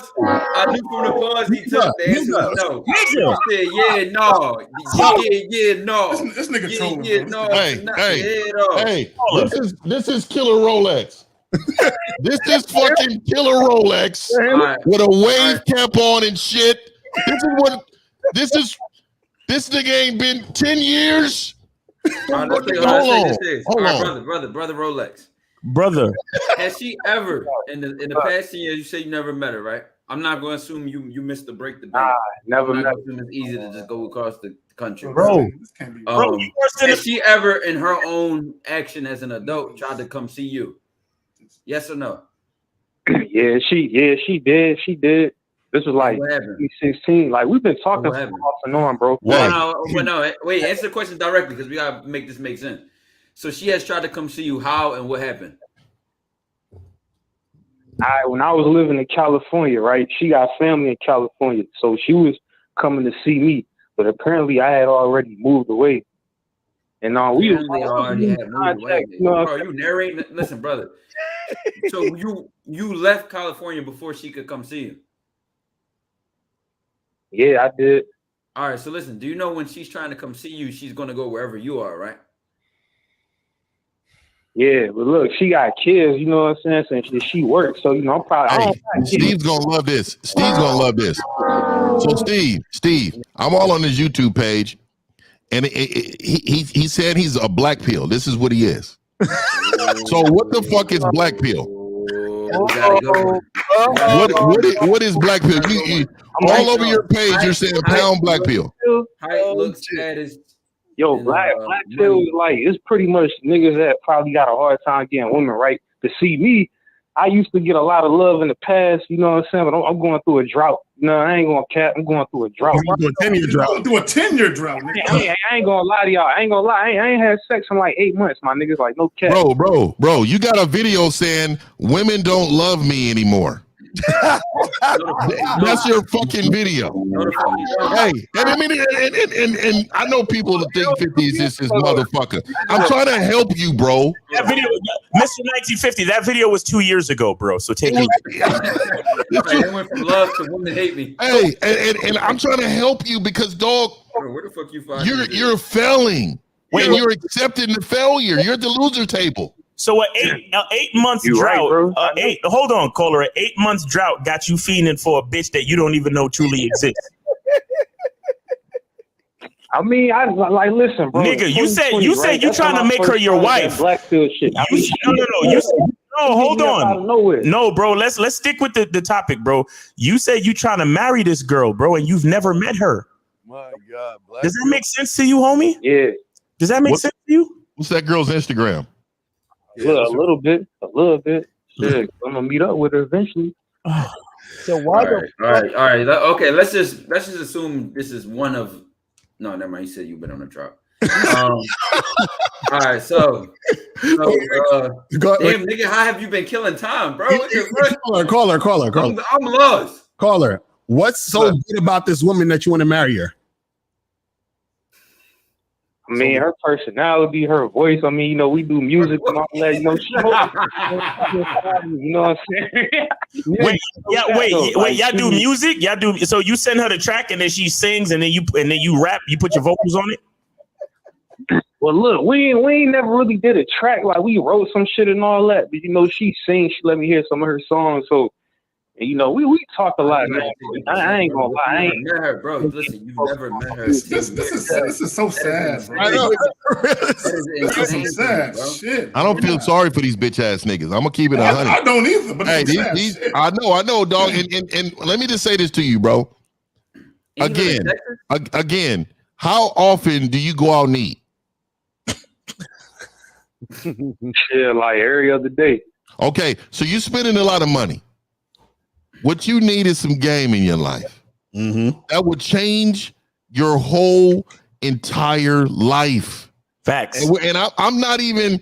Look, man. Look, this is what I'll do for you. All right, you hit me on the back end. I will coach you. I will give you a session absolutely free. And the reason why I'm going to do that for you, I never do that, bro. And the reason why I'm going to do that, bro, because I believe if I don't, something may happen to your life. That's a fact. I'm gonna keep it all the way gutter with you, man. I feel just looking at your page, hearing your voice, hearing how you sound, bro. I'm telling you, man. I don't know how you feel about your life, man. And I'm telling you, I think if you need some man to tell you something, it's going to change it. So you hit me up, Mr1950.com, and you email me from that email on there. And I'm telling you, man, I'm going to hook you up. And the reason why I'm going to do that, man, because I want to change your life, man. This right here, I'm looking through this timeline of what you're posting. And you're chasing a woman that's a ghost. She's a ghost, bro. Right. She does not exist. And you called into a show with killers on here. We sharks. Yeah. And hold on. And she's a ghost, and you want to marry this ghost. And what I'm saying to you is, man, you really got 10 days. You have zero, like you have zero masculinity in you to understand what's going on. And not only that, you don't care anything about yourself, dog. So when people don't care about themselves, they can hurt themselves. And it may not be jumping off a bridge. You may do something to affect your life. That's how bad you are right now. Yeah, like marry a fucking ghost. Hey, caller, listen, hit up Mr. 1950 on the back end, man. Thanks for calling the show. We appreciate you. Take care of yourself. All right. 470. You're on live with the Real Game No Theory panel. Name, age, and city. What's up? Is that me? Yeah, that's you. 470. Oh, wonderful. Good. Good Nigga, morning, did you just say wonderful? My name is Taufi. He said wonderful. Atlanta, and I'm 20. All right. How can we help you, bro? What was that? No, how can we help you? All right, wonderful. So, man, look, bro. He's like, bro, All right, fantastic, stupendous. How can we help you? Oh, you guys laughing at the way I talk? No. Go ahead. No, brother, your vernacular is impressive. Go ahead, man. Your vocabulary is indubitable. So go ahead. Hey, appreciate it. That's what's up. So I just wanted to clarify something. Just for me, I'll hear they elaborate on your purpose. Is that purpose used in like a bitch ass manner, or is it? Sir, there's no such thing as fucking purpose. Sir, there's no such thing as fucking purpose. It's called responsibility. Okay, so this is what I wanted to clarify, right? Because for the longest time, whenever I heard that phrase, I sort of tied it to, you know, everything I do, right? So like every wave that I do to somebody, every interaction, I'm bringing my vision for reality. You're a loser. So every vision you have is a losing reality. You're a loser. So everything you think is a loser thought. I disagree. Because you're at the wait, hold on. You got no. Let me tell you why I agree with your fucking fake ass disagree. Because you're a fucking loser. Listen to how you talk. Listen to how you fucking think. So if you're a loser and you have a winning question, do you think that answer is going to be a winning answer the way you fucking think? You said a winning question. Okay, hold on. Let me ask you a question. Go ahead, K-Zach, and I'll go ahead. So I'm assuming that you watched some YouTuber who said something about getting on your purpose. Is that what you heard? A YouTuber say that? Of course you have. So that was caller. Yes or no? Yes or no, family? Yes or no? Did you hear a YouTuber tell you that? Come again? Did you hear a YouTuber say get on your purpose and women will just fall at your feet? Did you hear something like that? So it's not coming from there with me. You know what I mean? Like for me, like I have vision for the life I want to build. And so I tie everything to how, you know, I want my life to go. Okay, hold on, real quick. What is the goal of your call? Like, what is your question? Like, where are you going with this? No, I just wanted to know how you guys like. So is it wrong for me to have that, you know, because that's part of my identity. Is it wrong for me to identify myself with? But you don't know your identity because you're asking if it's wrong. Right, exactly. If you know who you were, you would never ask that question. The fact that you're asking, is it wrong? Then you don't understand who you are.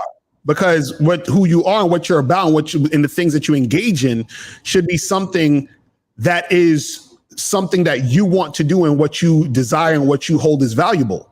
So you don't need to ask us. This is why I was asking you what's your actual question? Because if you said, hey, do I need to be on my purpose for this or that? Like what are you thinking about with what you're saying? What is the goal of what you're trying to do? Like what do you want to happen in your life? So I just found it so I guess I already don't know you guys' perspective, right? Because like, do you guys not tie yourself to, you know, the things that you want to bring into this life? All right, Colin, catch this. Just notice this, the moment of self-awareness. He asked you a very specific and direct question, and then you returned by asking a question.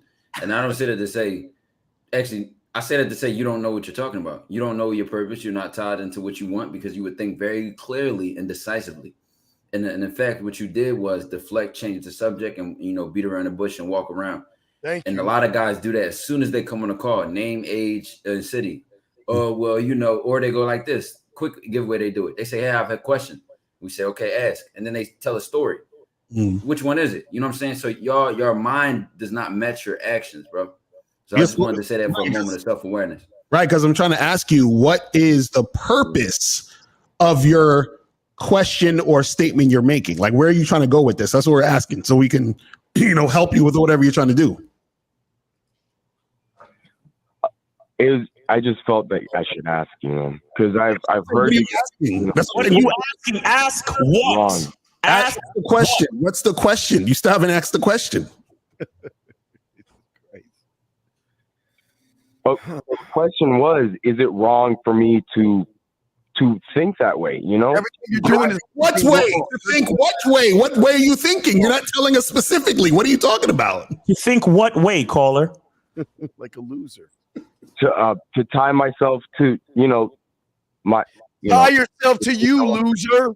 But you need to gain to do that. Hold on. Because see, this is the thing. It seems like you are not sure about what you're even talking about, which is why when we ask you, what are you saying? You're kind of all over the place. Like, what are you talking about specifically, bro? Purpose. That's why. What the fuck is purpose to you, man? That's what I'm saying. What does that mean to you? What are you talking about? What is that? Like what I said at the beginning. Purpose to me is the things I want to bring into this life. So like you bring into this life, and you know. Okay, what do you want to bring into this life? Go ahead. What do you want to bring? You know, people don't really have, you know, a good reality. No, we're not talking about people. What do you want to bring into this life? We're going based off what you said. What do you want to bring into this life? Carly, speaking very ambiguously.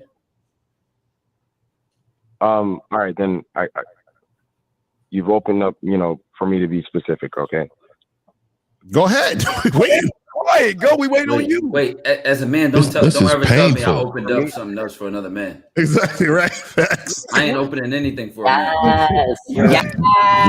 This is painful. Yo, so the whole time you were saying wonderful as if you had a vocabulary, like you knew how to express yourself, but ultimately you don't. Isn't that ironic?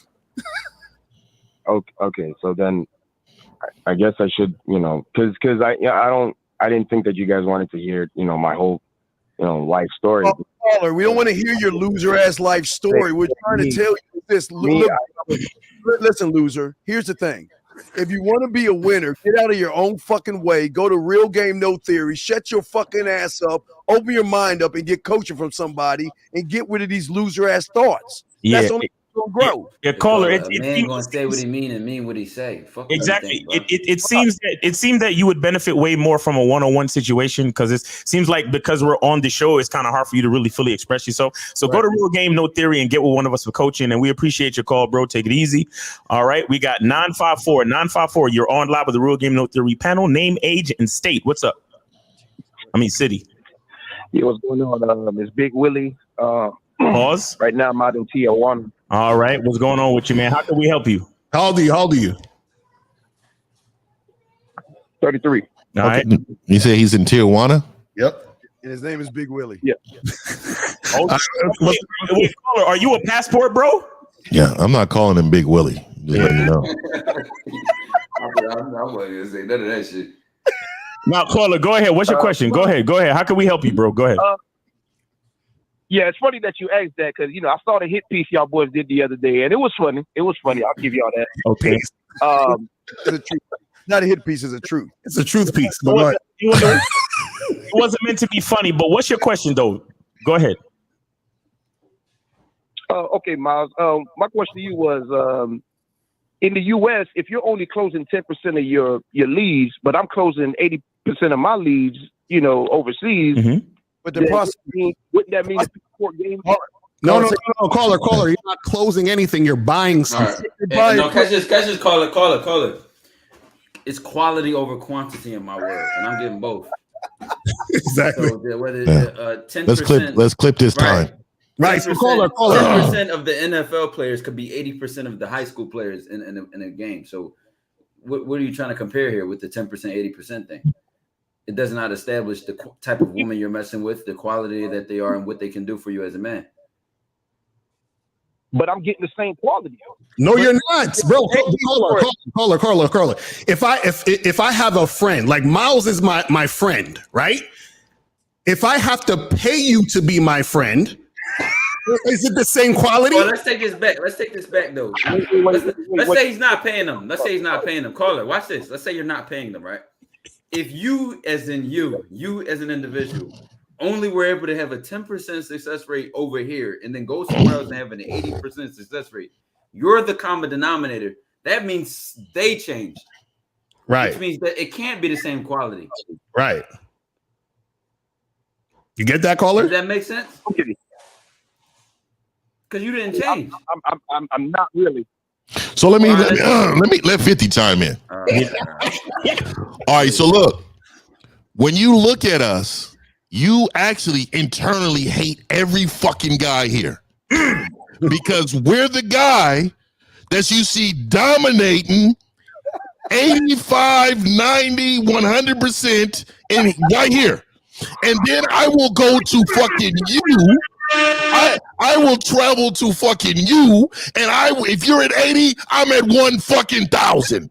So that's what the common denominator is me. No matter where I go, I just need a bottle of fucking water and I can perform. It don't matter what state, what country, what city. It don't matter if I'm at a mall, at the motherfucking gas station. I could be in the back fucking alley. I will perform. What makes you 70% more successful? What changed? Maybe we're wrong here, right? 10% successful here, 80% over there. What changed? What makes you more successful? Talk educate us, please.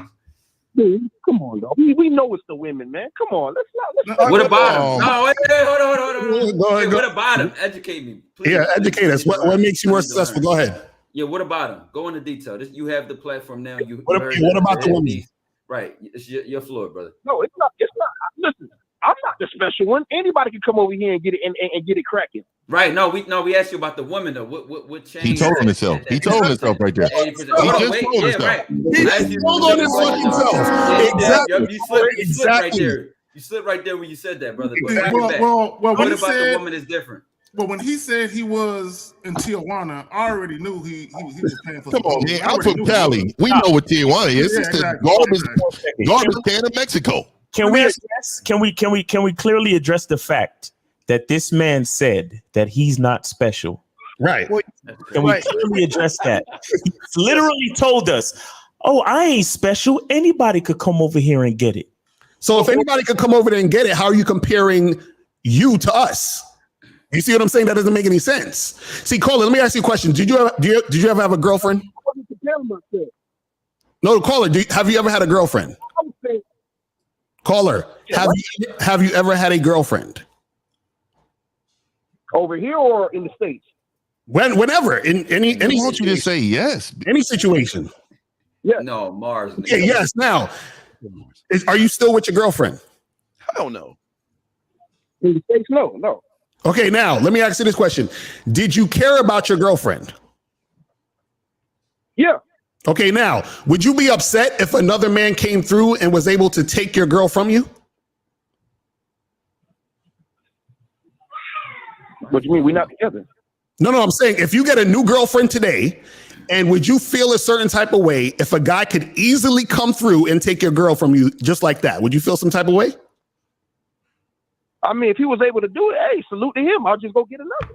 I know, and then you get another one, and then another guy comes through and does the same ththing just like that. You're going to feel a certain type of way, correct? Huh? Come on. No. The reason why I'm saying this, and I'm saying this for a point. What I'm trying to say is you have no influence over the women you're dealing with. So therefore, any woman you get with is always susceptible to be going over to another nigga who has more influence over her mind. So what I'm saying is that you're just there. Because remember, you're not special. There's nothing special about you. Nothing. So what happens is that when you deal with women, they understand this. And so they're using you until the guy that they think is special comes along, which is why it's going to be easier for a nigga to take your bitch. Yeah, I will follow him around. I would follow him around. Whoever he's with, I will take. Well, I want to ask the caller a question. Caller, I want to ask you a serious question. Caller, let me ask you a question. What is the difference between you going to Brazil and having a Brazil woman coming to America? What's the difference? Because I don't understand here. Because if the same woman that's in another country comes to the United States, what's the difference? Toxic environment, man. Wait, toxic environment. You don't think there's a toxic environment in that third world country where they're living in fucking shacks and shit like that? You don't think that's a toxic environment? Wait, I know you. Wait. Ain't no way in hell you've been to Brazil saying some silly shit like that. I've been to Brazil, yes. I've been to Rio. I went to Rio, dog. I was there. So what I'm saying at that age too, my shirt was all the way off then, boy. What I'm saying is, guys like you're always saying about women in America's sex counts. That's the kind of guy you are. But yet you will go to Brazil and fuck a woman who has a higher sex count than the American woman because she's fucking more guys. So I say, wait. So, okay. So you're going to spend, how much do you spend to go just get 10 minutes of pussy? How much do you spend to go get 10 minutes of pussy? How much do you spend? You're talking about direct clicking. Ain't nobody, bro. Whoa. Every passport brother doesn't direct trick. A lot of us, we date the local women. Wait. So you're dating a prostitute? Okay, wait. Is your woman an accountant, a doctor, or a lawyer, or is she just some bitch? Do you see what you're doing? So you're basically saying that all of them are hookers. No. We're talking about you. Well, hold on. Call Right, it. yeah, Call it. let's not even put- See, right now, what you're doing is deflecting, right? Because you're basically saying, you act like all women are hookers. Caller, real quick. Let's see. The women that you're dating locally, are any of them lawyers, doctors, or do they have any type of like career or positions in a community? Are they professional women? And we're not talking about prostitutes. Do they have professional careers? We personally, no. Yeah, you personally. They're just regular women. They work at restaurants, waiters, just regular. Okay, you got a waiter in another country? You can't get a waiter here. You left another country. Hold on. So caller, let me ask you this question: do you speak Portuguese? No, he's in Tijuana, Mexico. He's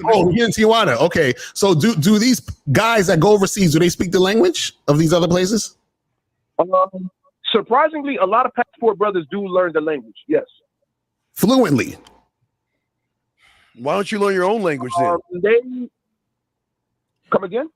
Why don't you learn your own language? Fluently? I'm asking, do they speak it fluently? Because if you're dating someone from another country who speaks a whole other language, don't you got to know the language? Well, yeah, I feel like this conversation getting a little bit. Let's focus on this. What's the main difference between the woman in the States and the woman that you went when you go over there that makes you more successful with them? On everything that the caller is saying. Caller, you're in Tijuana tricking. You're fucking prostitutes. Yes or no? Oh my goodness, dude. Yes or no, nigga? Are you in Tijuana fucking prostitutes, fam? It's okay, just admit it. It's cool. So hold on. So you mean to tell me, right, that you left America as a black man, you're in Tijuana, Mexico, where we know that place is well known for prostitution, right? So you're there as a black man, and all the Mexican babes who barely speak English just started giving you some pussy, just like that. And you ain't got no game. So wait. So you telling me that's not possible? So you telling me? No. I'm not saying it's not possible. I'm just asking you directly. Are you paying for pussy, sir? And I answer your question. You keep trying to spin it. Well, if it's possible, you can do it in the States, motherfucker. If it's possible in Tijuana, why can't you do it in the States? Right, exactly. The difference is, let me tell you the difference. The difference is a lot of women in America, I don't know, they be acting funny. I mean, ask Miles. Miles know firsthand how funny these girls be acting. Oh, okay. Let's ask Miles. Right, zoom in. Let's fucking hold on. We got you. Hey, just your luck. We have Miles available. Right. So Miles, how do these American bitches be acting, bro? Please educate us. They treat me like a king. That's what I'm saying. I don't understand where he coming from with that shit. Yeah, I want to call it specific experience because I don't know what they be referring to when they say this. Miles, wait. He said, Miles, why don't you tell everybody how you pulled up to the restaurant and the girl no showed you? Yeah. It happens. Yo, do women in other countries always show up? But for him, he's paying them to show up. But for him, they always show up. Is not showing up a out of country American thing? I'm not going to cash app you until you arrive. Why do these guys think that every chick overseas is going to show up and do everything perfectly? That's not reality, brother. What are you talking about? I've been to Brazil. I've been overseas. Yeah, but see, he's paying. He's giving these women money, so of course they're going to show up for the money. Oh, so for him, he ain't got to worry about being flaked on because he's going to pay for it. So caller, so just because I had a flake the other day, that means I'm supposed to come join you in Tijuana? Is that what? No, he's saying it wouldn't have happened in Tijuana. Because bro, that night that I caught a flake, the following night, I was being treated like a king. Like the woman that flaked on me didn't get any of my time, but the following night I was with a woman that got my time and she treated me like a king. So probably that night, Miles. Probably that night. Miles, let me ask you this. On average, what percentage of women would you say flake on you? Why is this data so important? This is it's data. Truthfully, I say maybe 10 to 15%, if that. Right. Why do you care though? Why does he care?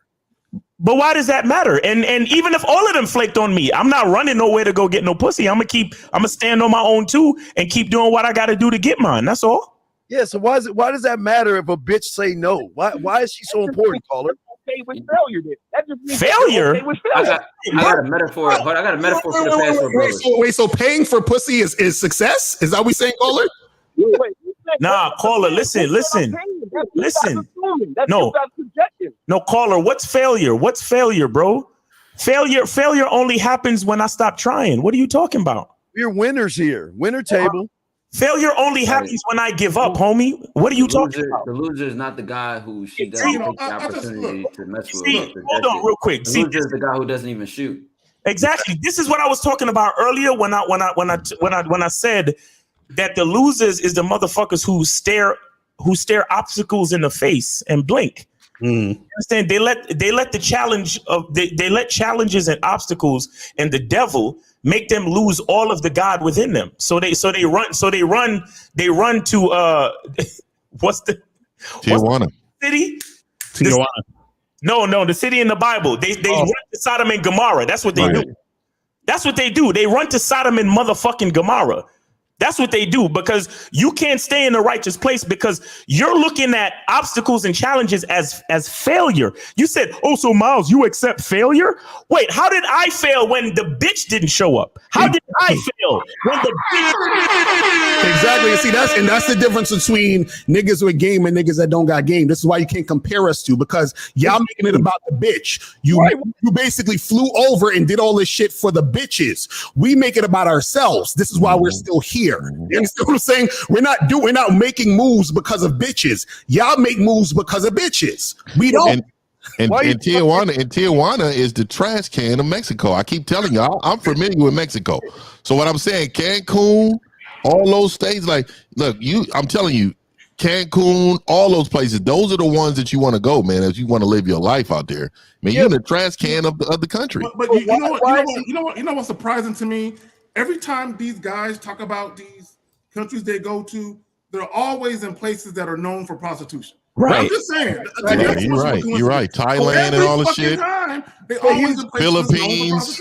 Yeah, but here's the $1 million question. Why is he defining himself through a bitch? Exactly. Why is everything you're doing about a bitch? It's the bitches in the States. It's the bitches overseas. Right. What the fuck about you? Why do you define yourself by getting a little piece of pussy, caller? Okay, do we all not want to fuck bitches? No, bitches. Oh my, yeah. They us. We fuck bitches. I want her to This win is a how fuck you me. know he's being disingenuous. This is how you know he's being disingenuous. And I don't. And to be honest with you, man, I don't consider their second half the greatest value, right?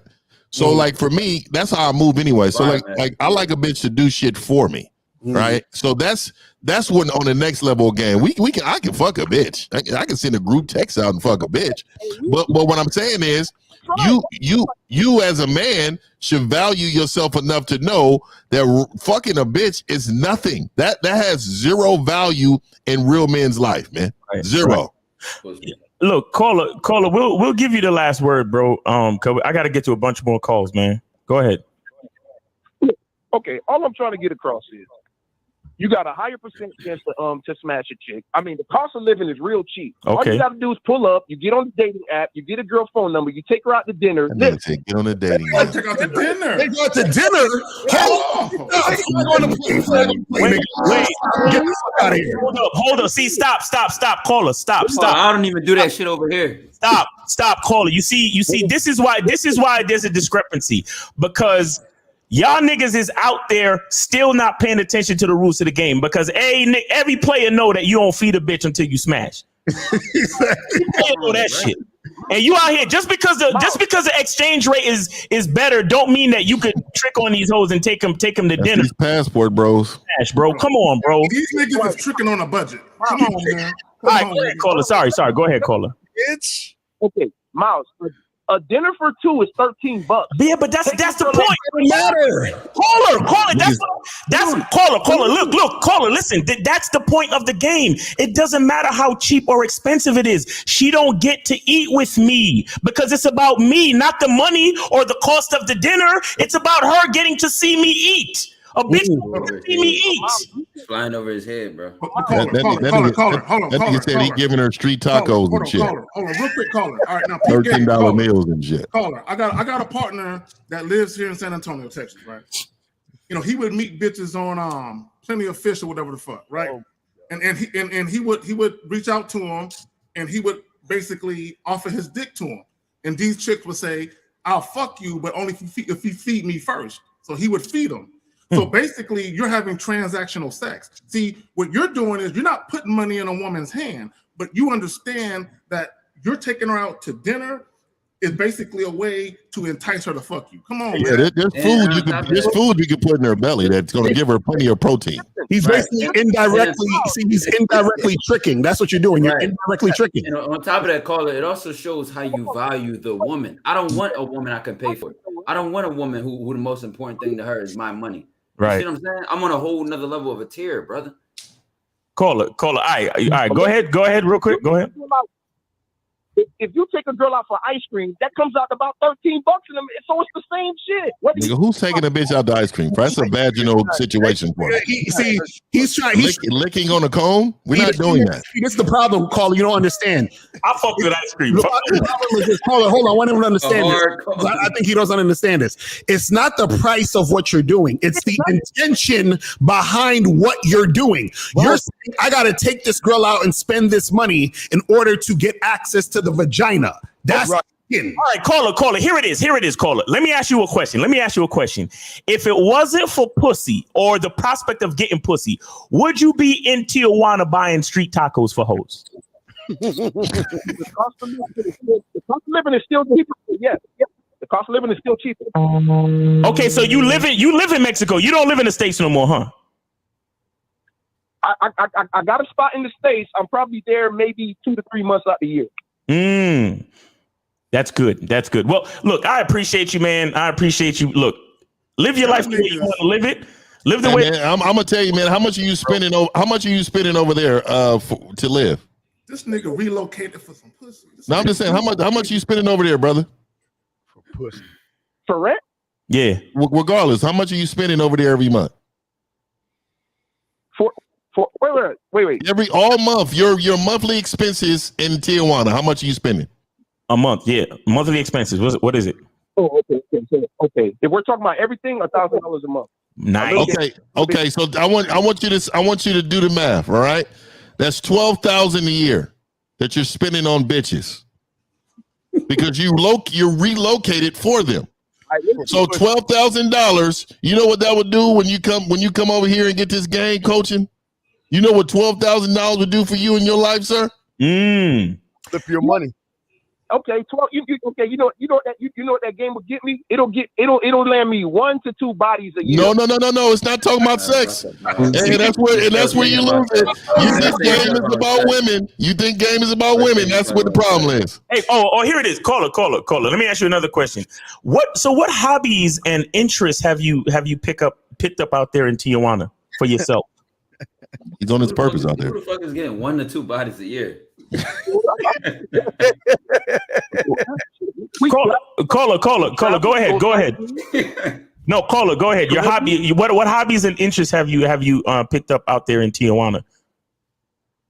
Travel, sightseeing, eating at different restaurants, trying out new food. All right, caller. Steve, tell him about seeing Lake Spread Jazz cheeks. Let me ask you caller one question, caller. So do the Tijuana bitch buy you a flat screen TV, surround sound, jewelry, clothes, and shit like that? Do they buy you that kind of shit like that? Come on, bro. They don't got money like that. Come on. You messing with broke bitches. That tells you what it is. Yes. That's what I'm poverty holes. Terrible. Your standard is terrible. That's why you got to feed them first because they're impoverished. Has a woman ever bought you a meal? Yeah, has a woman out there ever bought you a meal? It's only $13. Pesos. If she ain't got that, you better be worried. That's why can I eat first? I'm a little weak. I can't perform. Yeah. See. Hold on, let her answer. Has a woman ever paid for your meal? Girls out. I know you guys take girls out, so why y'all? Hell nah, man. You see what niggas do? You see what niggas do? Oh, he said to the wrong nigga. Call it. If you can find one woman on planet Earth who said I ever took her to a restaurant, I'll see you $500. Exactly. I ain't never bought a bitch a drink either. See, I don't even drink. Why would I buy you a fucking drink? Look, this is what you don't understand. This is what you don't understand. See, hold on, caller. This is the difference. You taking a chick out to fuck. You understand what I'm saying? I'm going out and I'm taking a chick with me. That's two different things. You know what I'm saying? That's what you don't understand. Well, that's reaching. That's reaching. Exactly. No, it's not reaching. No, it's not reaching. You know why? Because check this out. Sometimes I take a chick out with me and then I send her ass home because I don't want to fuck with her. You understand what I'm saying? Because I fucking assessed her on a date and said, I ain't fucking with this bitch. You see what I'm saying? But you're going to, you see the bitch and you say, I want to fuck her, so I'm going to take her out. That's two different things. Wait. Remember, I'm testing out new restaurants and whatnot. Oh, come on. See, these niggas be coping. They be trying to rationalize this shit. He been rationalizing. Caller. I never took a woman somewhere I wouldn't have went by myself or enjoyed doing. Right. Even if you don't want to do it. Caller, listen. Caller, listen. Did you so how many restaurants in the United States did you want to try that you tried out before you moved to Tijuana? Remember, brother. Remember. Hold up. The cost, man. You got to remember the cost. Oh, you got to remember the cost. Okay. So you always wanted to try out new restaurants, but it's better in Tijuana because the restaurants are a little bit cheaper. Yes. Oh, it ain't a little bit. Okay. Hey, man, hey, this says it all. This says Google. Basically, what he's saying is that he couldn't afford to fuck a restaurant in the United States, correct? Exactly. That's what he's saying. Cost them more than $12. That's what you're saying, caller? Yes, what he's saying. So basically, what he's saying is that his game isn't tight enough to afford to fuck with women in America. Is that what you're saying? And also, what he's saying is, if he takes a woman out in America, it's not guaranteed pussy. But in Mexico, the odds go up. Hey, the average yearly salary for individuals in Tijuana is $7,000. Wow. $7,000. You really have predatory behavior, bro. This is what y'all niggas don't even realize. That's impoverished. Yo, you know what it is? When niggas go to third world countries, they feel like Mr. Grey from 50 Shades of Grey. Right. That's what it is. Ain't nothing wrong with that, homie. I'm just making an observation. But listen, bro, enjoy your time in Tijuana. Be careful out there. Make sure they don't hit you with that zombie drug and all that type of shit. Yep. You know, that's Colombia. That's Colombia with the scope to me. That's Colombia. Yeah, okay, so you know women that travel. Okay. All right. Just remember, if you just took $1,000 out of that 12,000 and worked your mouthpiece, you would have flipped your money 3 times over. And you don't even see that. Right. You would have flipped your money just by learning yourself. Hey, caller, do you have plans? Do you have plans to acquire property out there? Yes, just for me and my family. Okay, that's what's up. And maybe you could purchase property so you could start a restaurant since you're a restaurant connoisseur. You know what? I might get into that. Exactly. I just gave you some fucking game. Exactly. You've been over there for that long.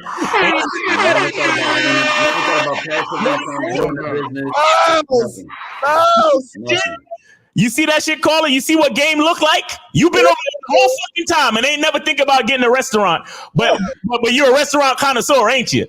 Look, you keep feeding them bitches $13 meals, man. Yeah, much love to you, bro. Well, hey, the reason he can't think that far because they got pussy on the mind. Just go to the bank and ask for all 20. Hold on, caller. Go ahead. What I wanted to say is because I'm in a group with it's like over 10,000 passport brothers. Okay. All of us send Real Game No Theory an invite on Facebook. I'm sorry. Go ahead. That group. We need that group. Wait. Hold on. Caller, finish up. Go ahead. Losers. 10,000 losers. But what I'm saying is, most of us, we know the game. It's just you don't know no game. You make it about the bitch. No. Steve wants to go off. I want to hear what he's gonna say. Keep going. The same game. Most of y'all know the game, but what I'm saying is, All I'm saying is, I can run the same exact game you guys running. I'm not running in a game, bro. Oh, what is he? Go ahead. Keep going.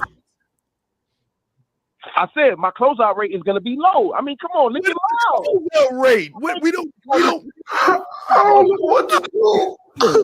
Nah, I would rather a low closeout rate than selling my fucking soul. Yeah, for real. Boy, but brother, you got to understand something. You have never closed a chick overseas. You've never done it. You paid for it. Paid for pussy. Paying for pussy is not closing. Right. This nigga lives with his mom in the States and pays $12,000 abroad. Bro, it's zero. Caller, I appreciate you, but you don't ever have to worry about picking on me, bro, because I know exactly who I am, and that's all that needs to be said about that. But again, I appreciate you, man. I appreciate you for calling in and sharing your experience in Tijuana. Again, seriously, and we all mean this sincerely. Be safe out there. Take care of yourself. We'll talk to you later, man. Thanks for calling the show. Let me say something. Let me say something right quick for anyone that's listening, that's part of the 10,000 Passport Bro group. If y'all are actually out there doing business and you're making money out there, I'll salute you if you're making money. But if you're literally out there just spending money, bro, I'm gonna look at you like you're funny.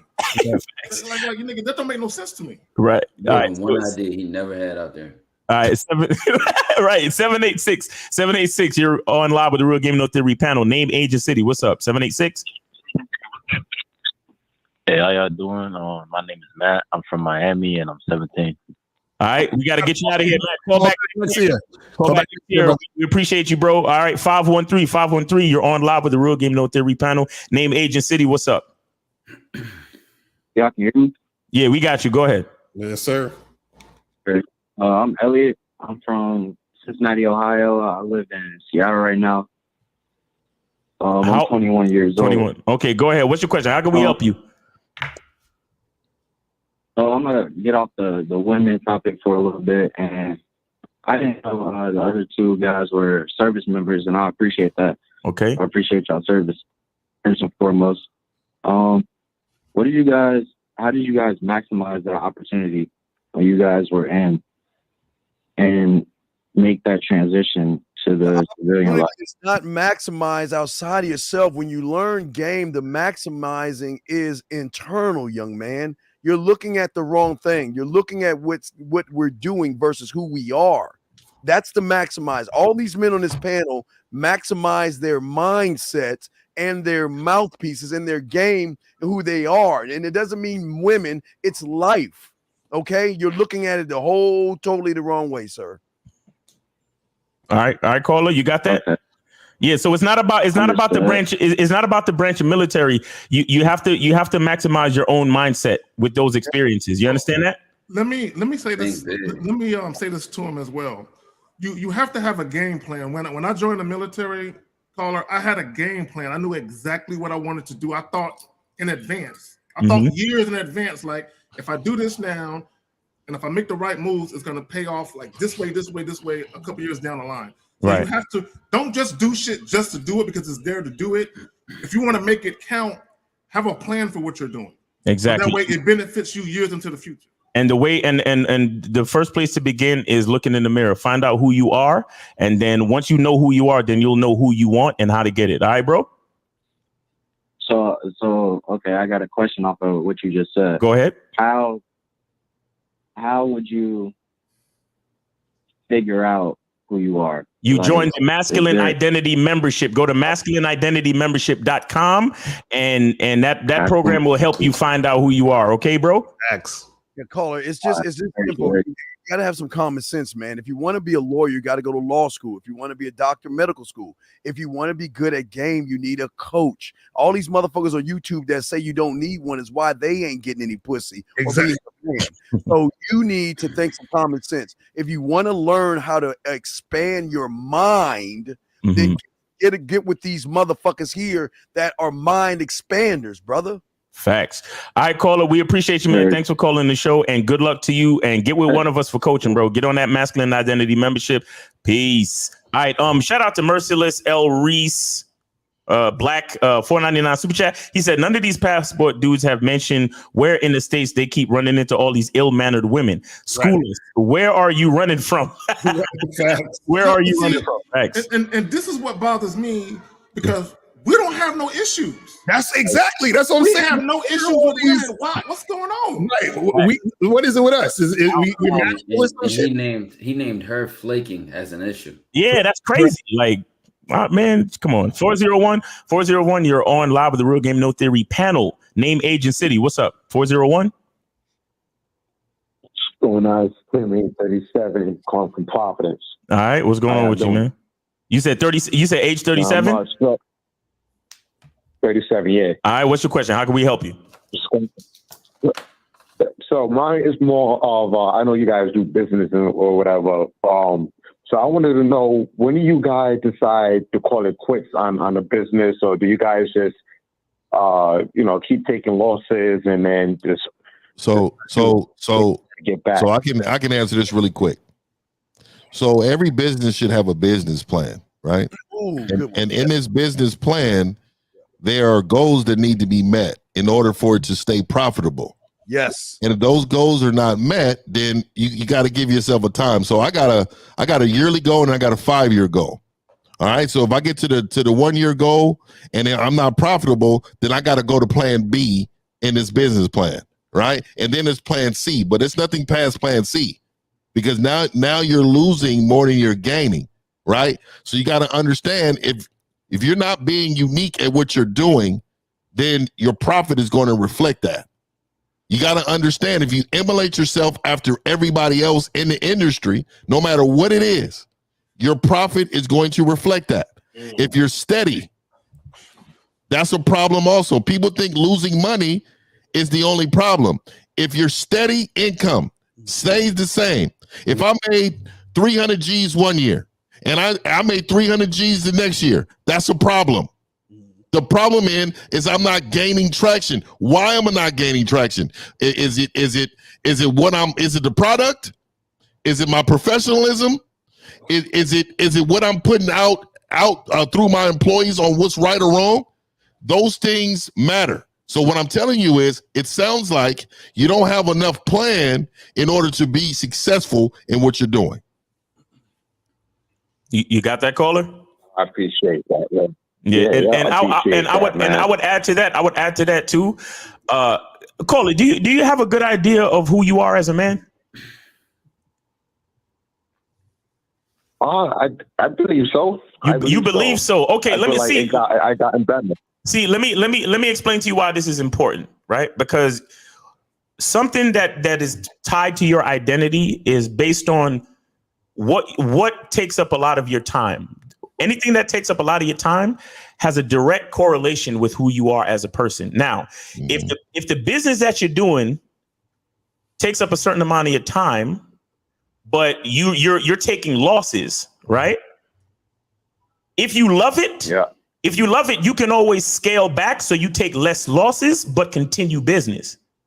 You understand? But that can only work when you're doing something that you love, when you're doing something that speaks to your identity, who you are as a man. You understand? So a lot of times people's businesses fail because they bite off more than they can chew, and then they spending more money than that back in. But if you truly love your business because it speaks to who you are as a man, what you're willing to do is you're willing to scale it back. So instead of trying to sell 100 units, then I'm gonna sell 10 units because that's what I can afford to do right now, and then build from there, because this is something that I love and I refuse to quit. You understand? Most businesses fail not because they fail, but because niggas give up. You understand? Hey. Okay, so you have to look at who you are, because truth be told, a lot of motherfuckers start businesses to make money, and that's their first mistake. Do you understand that? Yeah, I'm not gonna lie. I was intrigued at the possibility of a market. I do like Toro or whatever, and I'd be renting out cars. And You do what? me, having car problems with them, and I'm just like, damn, I feel like I'm taking more of a loss. What is your business? He started renting out cars on Turo. He started renting out cars on Turo. Yeah, so I will tell you, man, that's not when you got to rely on somebody else in order to get your business out there. That's a problem. If you can't physically do it yourself, that's a problem. So you will fail when they fail. You can't put your money in their hands. You may be your own person right now, but you're really an employee of them because you're constantly slaves to them. So you got to find a way to do things locally, dominate that, and use that only for bonus. You understand me? Exactly. Caller, let me ask you a question. Do you really love cars and dealing with cars? That's something that you're passionate about. I don't love it. I don't love it to the point where I'm one of those guys in the yeah. Okay. Yeah, that's it. Listen. You are intrigued by the prospect of money. You weren't intrigued by the prospect of doing the business. That's why you're fucking up, because you're only intrigued by the prospect of profit. You understand? But let me tell you something. Profit is a side effect of you doing what you want to do because it's what you want to do. You understand? The reason why all 6 of us are here today is because we love doing this shit. We love spitting games. We love talking to a fellow man and letting them know a clearer path to their own identity. That's why we're all here. Not because of the money, because all 6 of us, when we first started, there was no fucking money. Exactly. None. You understand what I'm saying? So if it's all about the money, my brother, leave that shit alone. Look at yourself and say, what do I really like to do? And then do that shit. Because even if it's taking a little bit of an effort to get off the ground, fact is you're going to stick with it because it's part of who you are and you can't let go of it. That's what a lot of niggas don't understand. Love and loving who you are and doing things that you love. That's the key to success in business. Nothing else. Like just like me, I own a security company. I like helping others for a fee. Like this is what I like to do. But you got to understand too is that the reason why I do things is because I look at how things work. I don't need a building to make money. I don't need a website in order to make money. I can physically go into a place, game them up, have them understand the power of me. They then give me the money in order to protect what they have. How easy is that? Right. Exactly. So this is why I don't rely on outside entities to pay me or anything I got going on in my life. You got to be able to control your access. Facts. You got $1 million worth of game, fam. That's facts. That should help you out. All right, callers. So, man, if you need any more information, go to realgamenotheory.com. Get one of us for coaching. All right, we appreciate you for calling the show, man. You be safe out there and good luck. Let me address something in the chat real quick because the guy was talking about we was making fun of the guy for spending. Yeah, bring him up. That's a bitch ass nigga, man. And my thing is, this is what guys don't understand. It's not about the money. Where's it at? Where's it at? Where's it at? Fuck. Hold on real quick. What did I see? Give me a second. It's by a dude. His name is Stopgap or Stop the Gap. Okay, what time? Damn, I just saw the shit. Oh, Stopgap. I posted with Stopgap. He was saying something about right here. Is this what he was saying right here or something? Yeah. Okay. $13. Yeah. So this is what I want guys to understand. It's not about the amount of money you spend. It's not about that. Spend whatever you want. Spend whatever you can afford. It's not like Elle said it earlier. It's the intent. Anything you do in life, why are you doing it? See, the problem with the average guy is listen to a man talking. You can tell what he values. Right. These niggas value pussy. So it's not about him spending only $13. It's about him. He's doing it only so he can get some ass out of it. Right. That's the problem. And also too, real quick, I'll say this. Unfortunately, what you got to understand and what I'm noticing, just when we talk about game and just in YouTube spaces in general, you have to understand that a lot of people are not that bright. So when you try to explain to them what the actual thing is going on, they miss the point. Right. See, he's talking about, oh, well, you know, Lucario's saying go to get a drink and Steve's saying to go get ice cream. You're still spending money. What we're talking about, it's not about the money. It's about the why they're doing it. So he's going over there to fuck women. If all you want to do is fuck women, then fuck the women. Why are you going on a date? So we've always said, if you want to fuck a girl, just fuck her. We're not talking about going on a date with a chick you just want to fuck. What we're saying is when we take a chick out, right, we're giving her an opportunity to be with us, and we are evaluating her to see if she can continue to be with us. That's the point. I'm not going on a date with a woman to fuck. That's what he's not understanding. Right. I want to address this as well. See, this is what you get wrong. Yes, I say that all the time because number one, you need to take an investment class to understand where I'm coming from. A big dog investment. What I'm doing is I'm investing a little bit of money because I'm going to flip that money that I'm making because I'm not taking her out to fuck. Like Lakar is saying, if you want to fuck, just ask the bitch to fuck. All you're doing is manipulating the situation that she ain't gonna fuck you at, but she's hanging out with my motherfucking ass. And what I'm doing is see, I'm not looking at the let's say I'm spending $6 for some ice cream. I don't give a fuck about that $6 because I know when that motherfucking woman get with me, that $6 is going to turn to hundreds of dollars. I'm going to get my money back. And that's what you understand. And not only get my money back, she's going to give me the money back, give me the pussy, and give me everything I fucking want. And here you go, without me having to ask, because I'm not trying to fuck the bitch. And I keep telling y'all guys, I don't teach you how to fuck. I teach you how to conquer. Fuck what's between her legs. I conquer the fucking mind because I know everything is there. So if I invest $6, believe me, I'm getting 2,000-3,000 back, motherfucker. Yeah, and millions in labor, and millions in physical labor. Let me also add something else, because the guy said something about these guys are doing it for the girlfriend experience. I believe that's true as well. But see, but here's the deal though.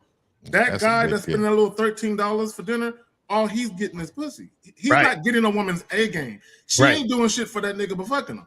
And so the niggas that get the girlfriend experience, that's extra. It's like these niggas go and they're ordering from a menu. Hey, pussy, how much? Okay, if you're gonna mop my floor, how much more do I got to pay? This is what these niggas, they paying for all of that. Women are just, see, there's a difference between you paying for shit and then women doing shit for, but that's a transactional situation. Right. We're talking about dealing with women and women doing shit for us because they want to fuck with us. Exactly. And niggas ain't spending a bunch of money or not even really no money at all in most cases. That's what we're talking about. They got to pay the, yeah, go ahead. I'm sorry. No, I just want guys to understand what's going on, because my thing is these women, when these guys go to these foreign countries, these women aren't showing up and cooking for them just because they like the dude. Right. They're doing it because they're getting some monetary benefit from doing it. And it's the like funny part is, a maid service or a cooking service. Come on. Right. And the funny part is that these dudes try to equate that to niggas who got game. Like, oh, well, look how much I'm closing out here. And you remember, you heard him. He said any guy could go over there and do that. You feel what I'm saying? So if any guy could go over there and do that, then what the fuck are we talking about then? Then basically that's like saying, man, you know, I could fucking order Uber Eats. I could order DoorDash. You understand? And then fucking making that a flex or some shit, nigga. Anybody could get the app and order food. Like, what's the big deal? Niggas talking about they got receipts from overseas. Nigga, you got receipts from a bitch you paid? From a fucking receipt. Right, exactly. That's a real receipt because they getting the money from what they paid for. But this is the funny part. These niggas, and this is one of the things that I find disingenuous about a lot of motherfuckers when they talk about this shit. These guys try to pretend that they're doing something else that they're actually not. Meaning they're like, oh well, I'm going over there for the sightseeing. I'm going over there for the travel and the restaurants and these women out here that I'm over here with. They're actually like, you know, I'm not paying for them. I'm just taking them out to dinner. Like, what the fuck you mean? You paying? Well, yeah, what they're doing is, and that's why they show the receipt. See, what y'all understand is the American women, they got shit to lose. So we have an understanding of businesses closed behind closed doors. So you ain't gonna know what the fuck is going on. That's why you can show off your prostitutes and these third world bitches that ain't got shit, your waitresses around the world and shit. But here's the worst part about it. You ain't the only one she fucking. She fucking other motherfucking guys. And that's where the problem with all you guys with all this game don't understand is that you have never been in a position where a woman wants to fuck you. See, y'all always complain that women are fucking. You're just mad they're not fucking you.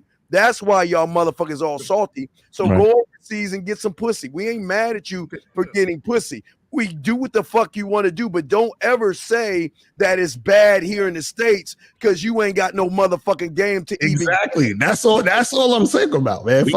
We got 4 more calls. All right, let's get to these and we out of here. All right. So we got 111. You're on live with the Real Game No 3 panel. Name, age, and state. City. 111. Yo. Going once, going twice. Out of here. 757. You're on live with the Real Game No 3 panel. Name, age, city. What's up? What it do? This Shaheen calling from Virginia. I'm 38. All right. I just wanted to say first, shout out to all the brothers on the panel. What's good, fellas? All right. What's up? So look, check this out. I got a homie that's a passport bro, right? Okay. Like, you know what I'm saying? This shit is hilarious.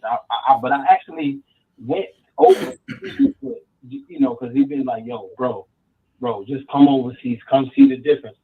But you know what I'm saying? I don't have problems with women here because I use hella game to get all my bitches in my rotation. All right. But this fella, brother of mine, he in Vegas, but you know he had mad problems with bitches. I try to put him on game. In Vegas. All right. So real quick. What's the question or the overall statement? Because we on OT and we trying to get up out of here. So what's good, bro?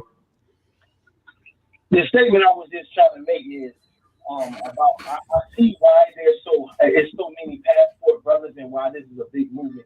Basically, the high that niggas is getting off of the game when we spit game and get bitches with game, they getting the illusion that they got game when they go overseas, right? And they tricking off money. They're calling it game. They're under a false illusion that they got game because when the bitches overseas look at you like lunch meat when you get off the fucking plane. Right. That's what I was just saying. That's just the way they looking at niggas over there. And I saw that when I was over there. I was like, wow. See, and he said he saw it himself when he was over there. And this is what I don't like, real quick, caller, is they're being disingenuous about why they're there. Exactly. Like Carl said, and they're being disingenuous because they understand the experience they're getting is because they're spending money on these females. Right. Either they're spending money on them or they're giving them money directly in their hands. To a strip party. Come on, man. Like, be honest. Just be honest. Right. Get your shit. Listen, we went to a strip party, right? And the fucking these niggas was throwing mad money. I'm like, wow. I sat in the corner and was just pulling the bitches over there. Yo, go bring your homegirl over here. Let me meet her. Boom. Oh, my sister upstairs. Get her down here. I'm sitting here having a menage with the bitch in the back. And I ain't no money. I'm just spitting. Oh, I like him. Blah blah blah. These other niggas throwing racks of money. I'm like, wow. That's the thing. When you got it like that, you win over there too. Fact. So I just was in Norway, London, and Spain, and then even went to Paris for a little bit. And I've seen the same thing. I went over there and tested myself. I'm gonna see how these women are different or distant. They're just to play with it. And dog, it was the same result. Mm-hmm. Right. Was ready to link that night. Was ready to, you know what I'm saying? I ain't gonna get into all details, but I'm just saying, brother, like when you win no matter where you at. Facts. Here's the problem, caller, is a lot of these guys, they are tricks in America. Right. And they go over there with that same mindset. But they will have you believe, yeah, in America, I'm this way, but now I'm in this country and I'm a god, and all these women just want me. I just got off the plane and bitches rolling fruit at my feet and they just want me. No, nigga, bro, that's cat, that's bullshit. Right. All right, caller, man. Hey, appreciate your story, man. Thanks for calling and supporting the show, man. You have a good day, man. Appreciate you. All right. Let me see. 860-860. You're on live with the Real Game No 3 panel. Name, age, and city. What's up? Yeah, my name is Aaron. I just turned 21 and I'm calling from Manchester, Connecticut. All right. Happy birthday, bro. What's your question? How can we help you? Yeah, I just had something to add to the conversation. I travel a lot, so I know how it is going to these different countries. And when you get off the plane, people 90 seconds. Targeted. So all these niggas going to different places to try and get What nationality are you, bro? Huh? That nigga cut through. What nationality are you? What's your nationality, sir? I'm Jamaican. I was born in Jamaica. Okay, are you black? Because there's people that say from South Africa they're not black. Are you black? Second. No, I'm Jamaican. I'm from Jamaica. I'm black. Yeah. I'll leave it alone. I don't want to. So you said when you get off the plane, you're a target and you travel a lot. Anything else? When these guys are trying to talk to these girls, they don't understand that it's the same thing in America. These girls are going to the niggas with money. You're going into an impoverished area, saying that you're from America, so they know you have money. Right. And that's the only reason they're fucking with you. Right. You're not adding anything new. You're not doing anything different. You're not playing. You're not changing the game. You're not playing a different game. Right. You're just going somewhere where you have the card stacked for you. Exactly. Appreciate you, man. Thanks for the comment, man. Thanks for supporting the show. I just want to say too, and we still got two more calls, but I just want to add 10 seconds that there's a reason why the touristy areas of these countries have all the restaurants and have all of the places to hang out at. Because they know that you're bringing in that tourist money from other places. So the same reason why the bitches fuck with you is the same reason why the restaurants are there. It's the same reason why all the hotels are there. It's the same reason. Well, that's where the money is. Them niggas is stimulating the economy. That's what y'all niggas is doing. Exactly. 617, you're on live with the Real Game No Theory panel. Name, age, and city. What's up? 617. This is Sean. Hey, what's up, Sean? Go ahead. Hello? Yeah, age and city. Going from Boston, I'm 22. All right, go ahead. What's your question, man? So my question is, so I have a chick, and well, she's not my chick, but she like fucks with me super heavy, right? But I don't want to fuck with her like that. Okay, what's the question? But What's the question? Yeah, what's the question, homie? The question is, should I continue to Call her? benefit? You go to the harbor and get the parka. Why don't you drop the bitch? Now, the best thing you could do is draw the line in the sand of what you don't want. Because what do you mean she's your chick? But Well, she's when not you your say chick? she fuck with you heavy, what do you mean by that? What is she doing outside of just having sex with you? Like she just willing to do whatever, drop whatever she was doing to come fuck with me. If I favor anything that I ask her to do, she does it. And I know she does. Okay. Let me ask you a question, because earlier you were kind of alluding to the fact that you was maybe considering not fucking with her no more. Is she asking you to be in a relationship? Yeah. I know she wants that. Okay, let me ask you another question. How long have you been dealing with this female? For about 7 months. Let me ask you another question. Do y'all spend a night with each other? Y'all take showers together and shit like that? Oh, here we go. No, I hit it when I was hitting it regularly. I'll spend the night like maybe once, maybe twice a month. If that. It don't matter. Once is enough. Let me ask you another question. Are you hitting it raw? No, never. All right, cool. At least you got a little. I don't understand why is even a question. Why don't you just drop the fucking woman? What's the problem? It's that he introduced that non-sexual intimacy. That's why she probably Call her. putting the pressure on him and shit. Caller, how many other women are you talking to right now? I have 2 other women. Okay, so why is this one? What's the issue with this one? If you know how to manage 3 women, what's the problem with this one, sir? You lying like a motherfucker. There's nothing wrong with her. It's just like she like really on me like crazy. So why do you give a fuck, dog? Yeah. Shit. Yo, call it. Are you leading the situation or no? Fuck no. What? Do you know what leading the situation means? Do you know what that means? It means like I'm guiding the situation. Exactly. So exactly. You should be guiding the situation to where you want it to go. So if she is on you and giving you all these problems, why aren't you guiding her? The problem is that she's not like she's not the problem as say like she's giving me a hard time. It's just she's like over the top trying to, like. Wait. She's not giving you a hard time, but she's over the top. Right. Exactly. How that work? fuck does that work? So she's like very needy, very. Okay, so like, that's a you know, problem I for get you. phone Wait, calls. hold on, caller. She's being very needy and very clingy. Isn't that a problem for you? That's not a problem.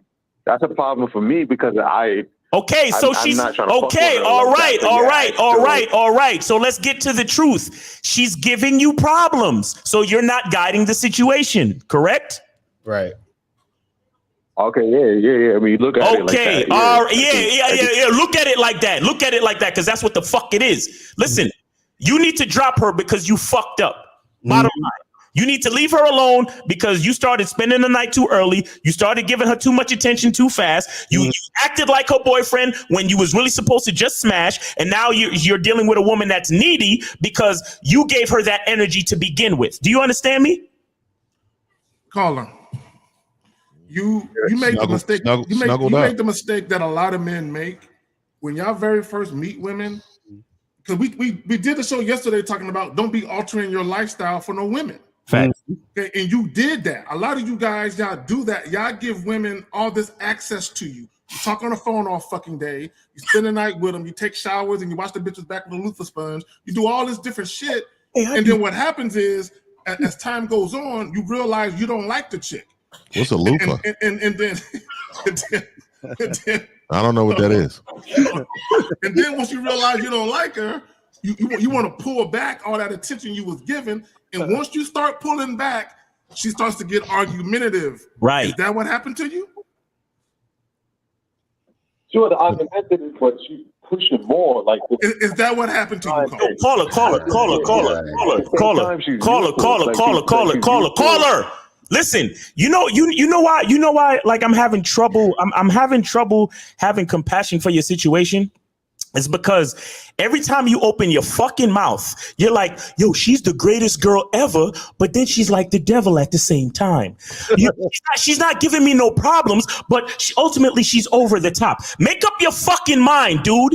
Make up your goddamn mind. Some of y'all niggas are so far away from your own identity that you can't even tell when a bitch is giving you problems or not.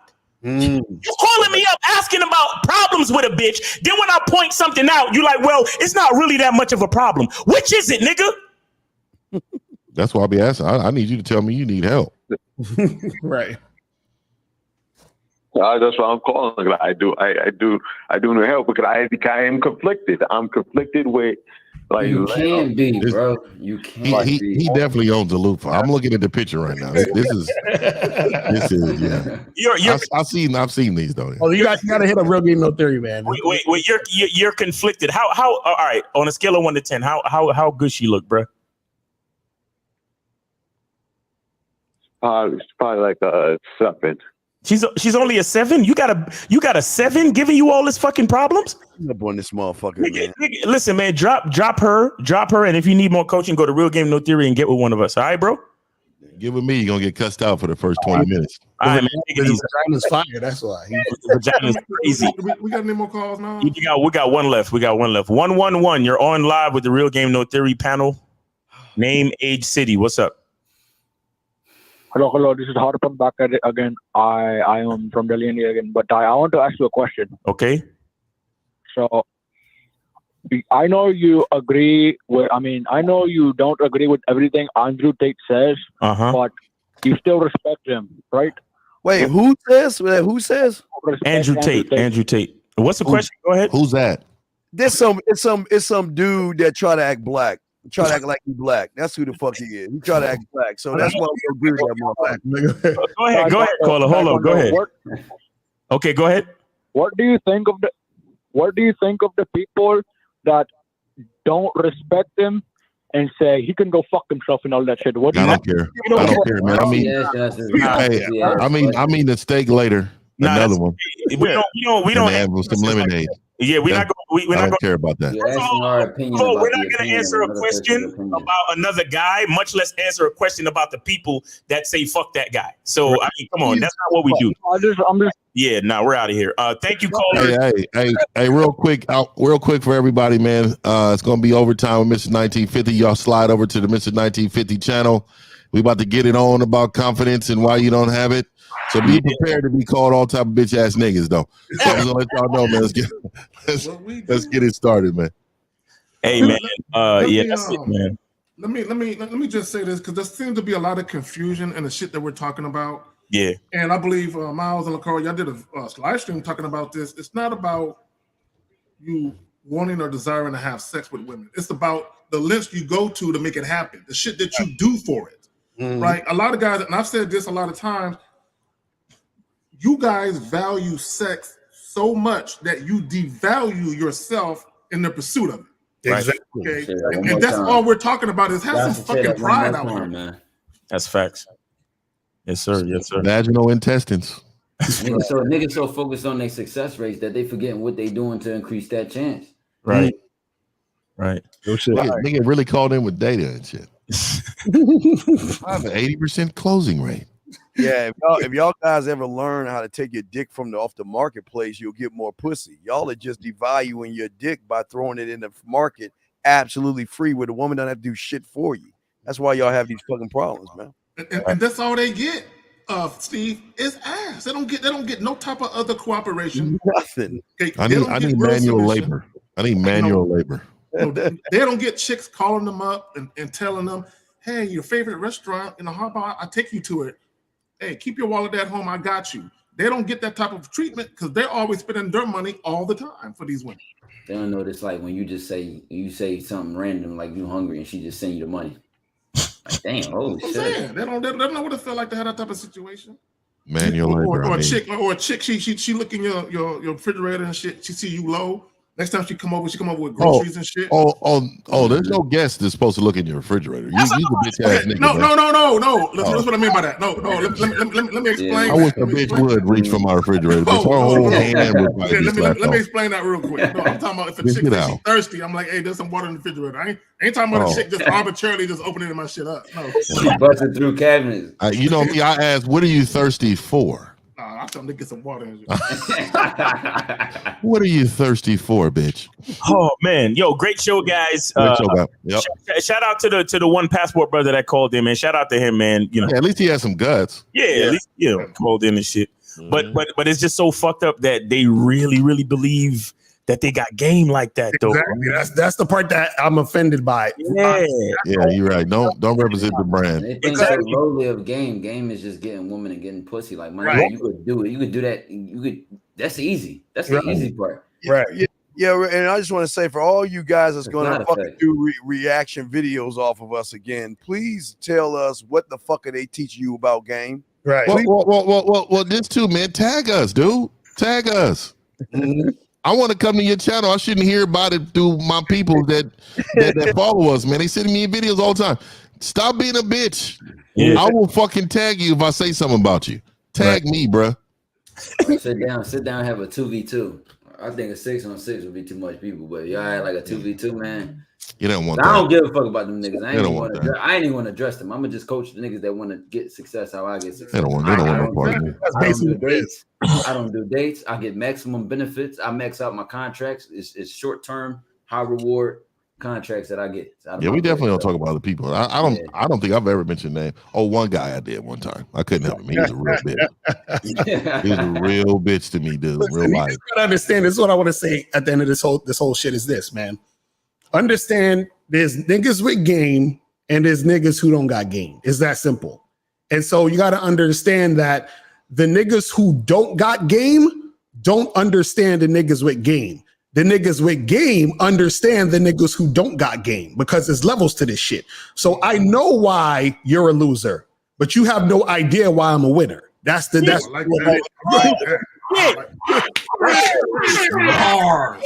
hard. Way to fucking close this show. I know why you're a loser. You can't understand why I'm a winner. God damn. That's all it is. And the motherfuckers who don't have game pretend like they have game until they get around motherfuckers that's gamed up. Then they shut they fucking ass up. That's a fact. That's a fact. Well, all right, gentlemen, we out of here, man. Y'all be safe till next time, man. It is what 1950. Let's go.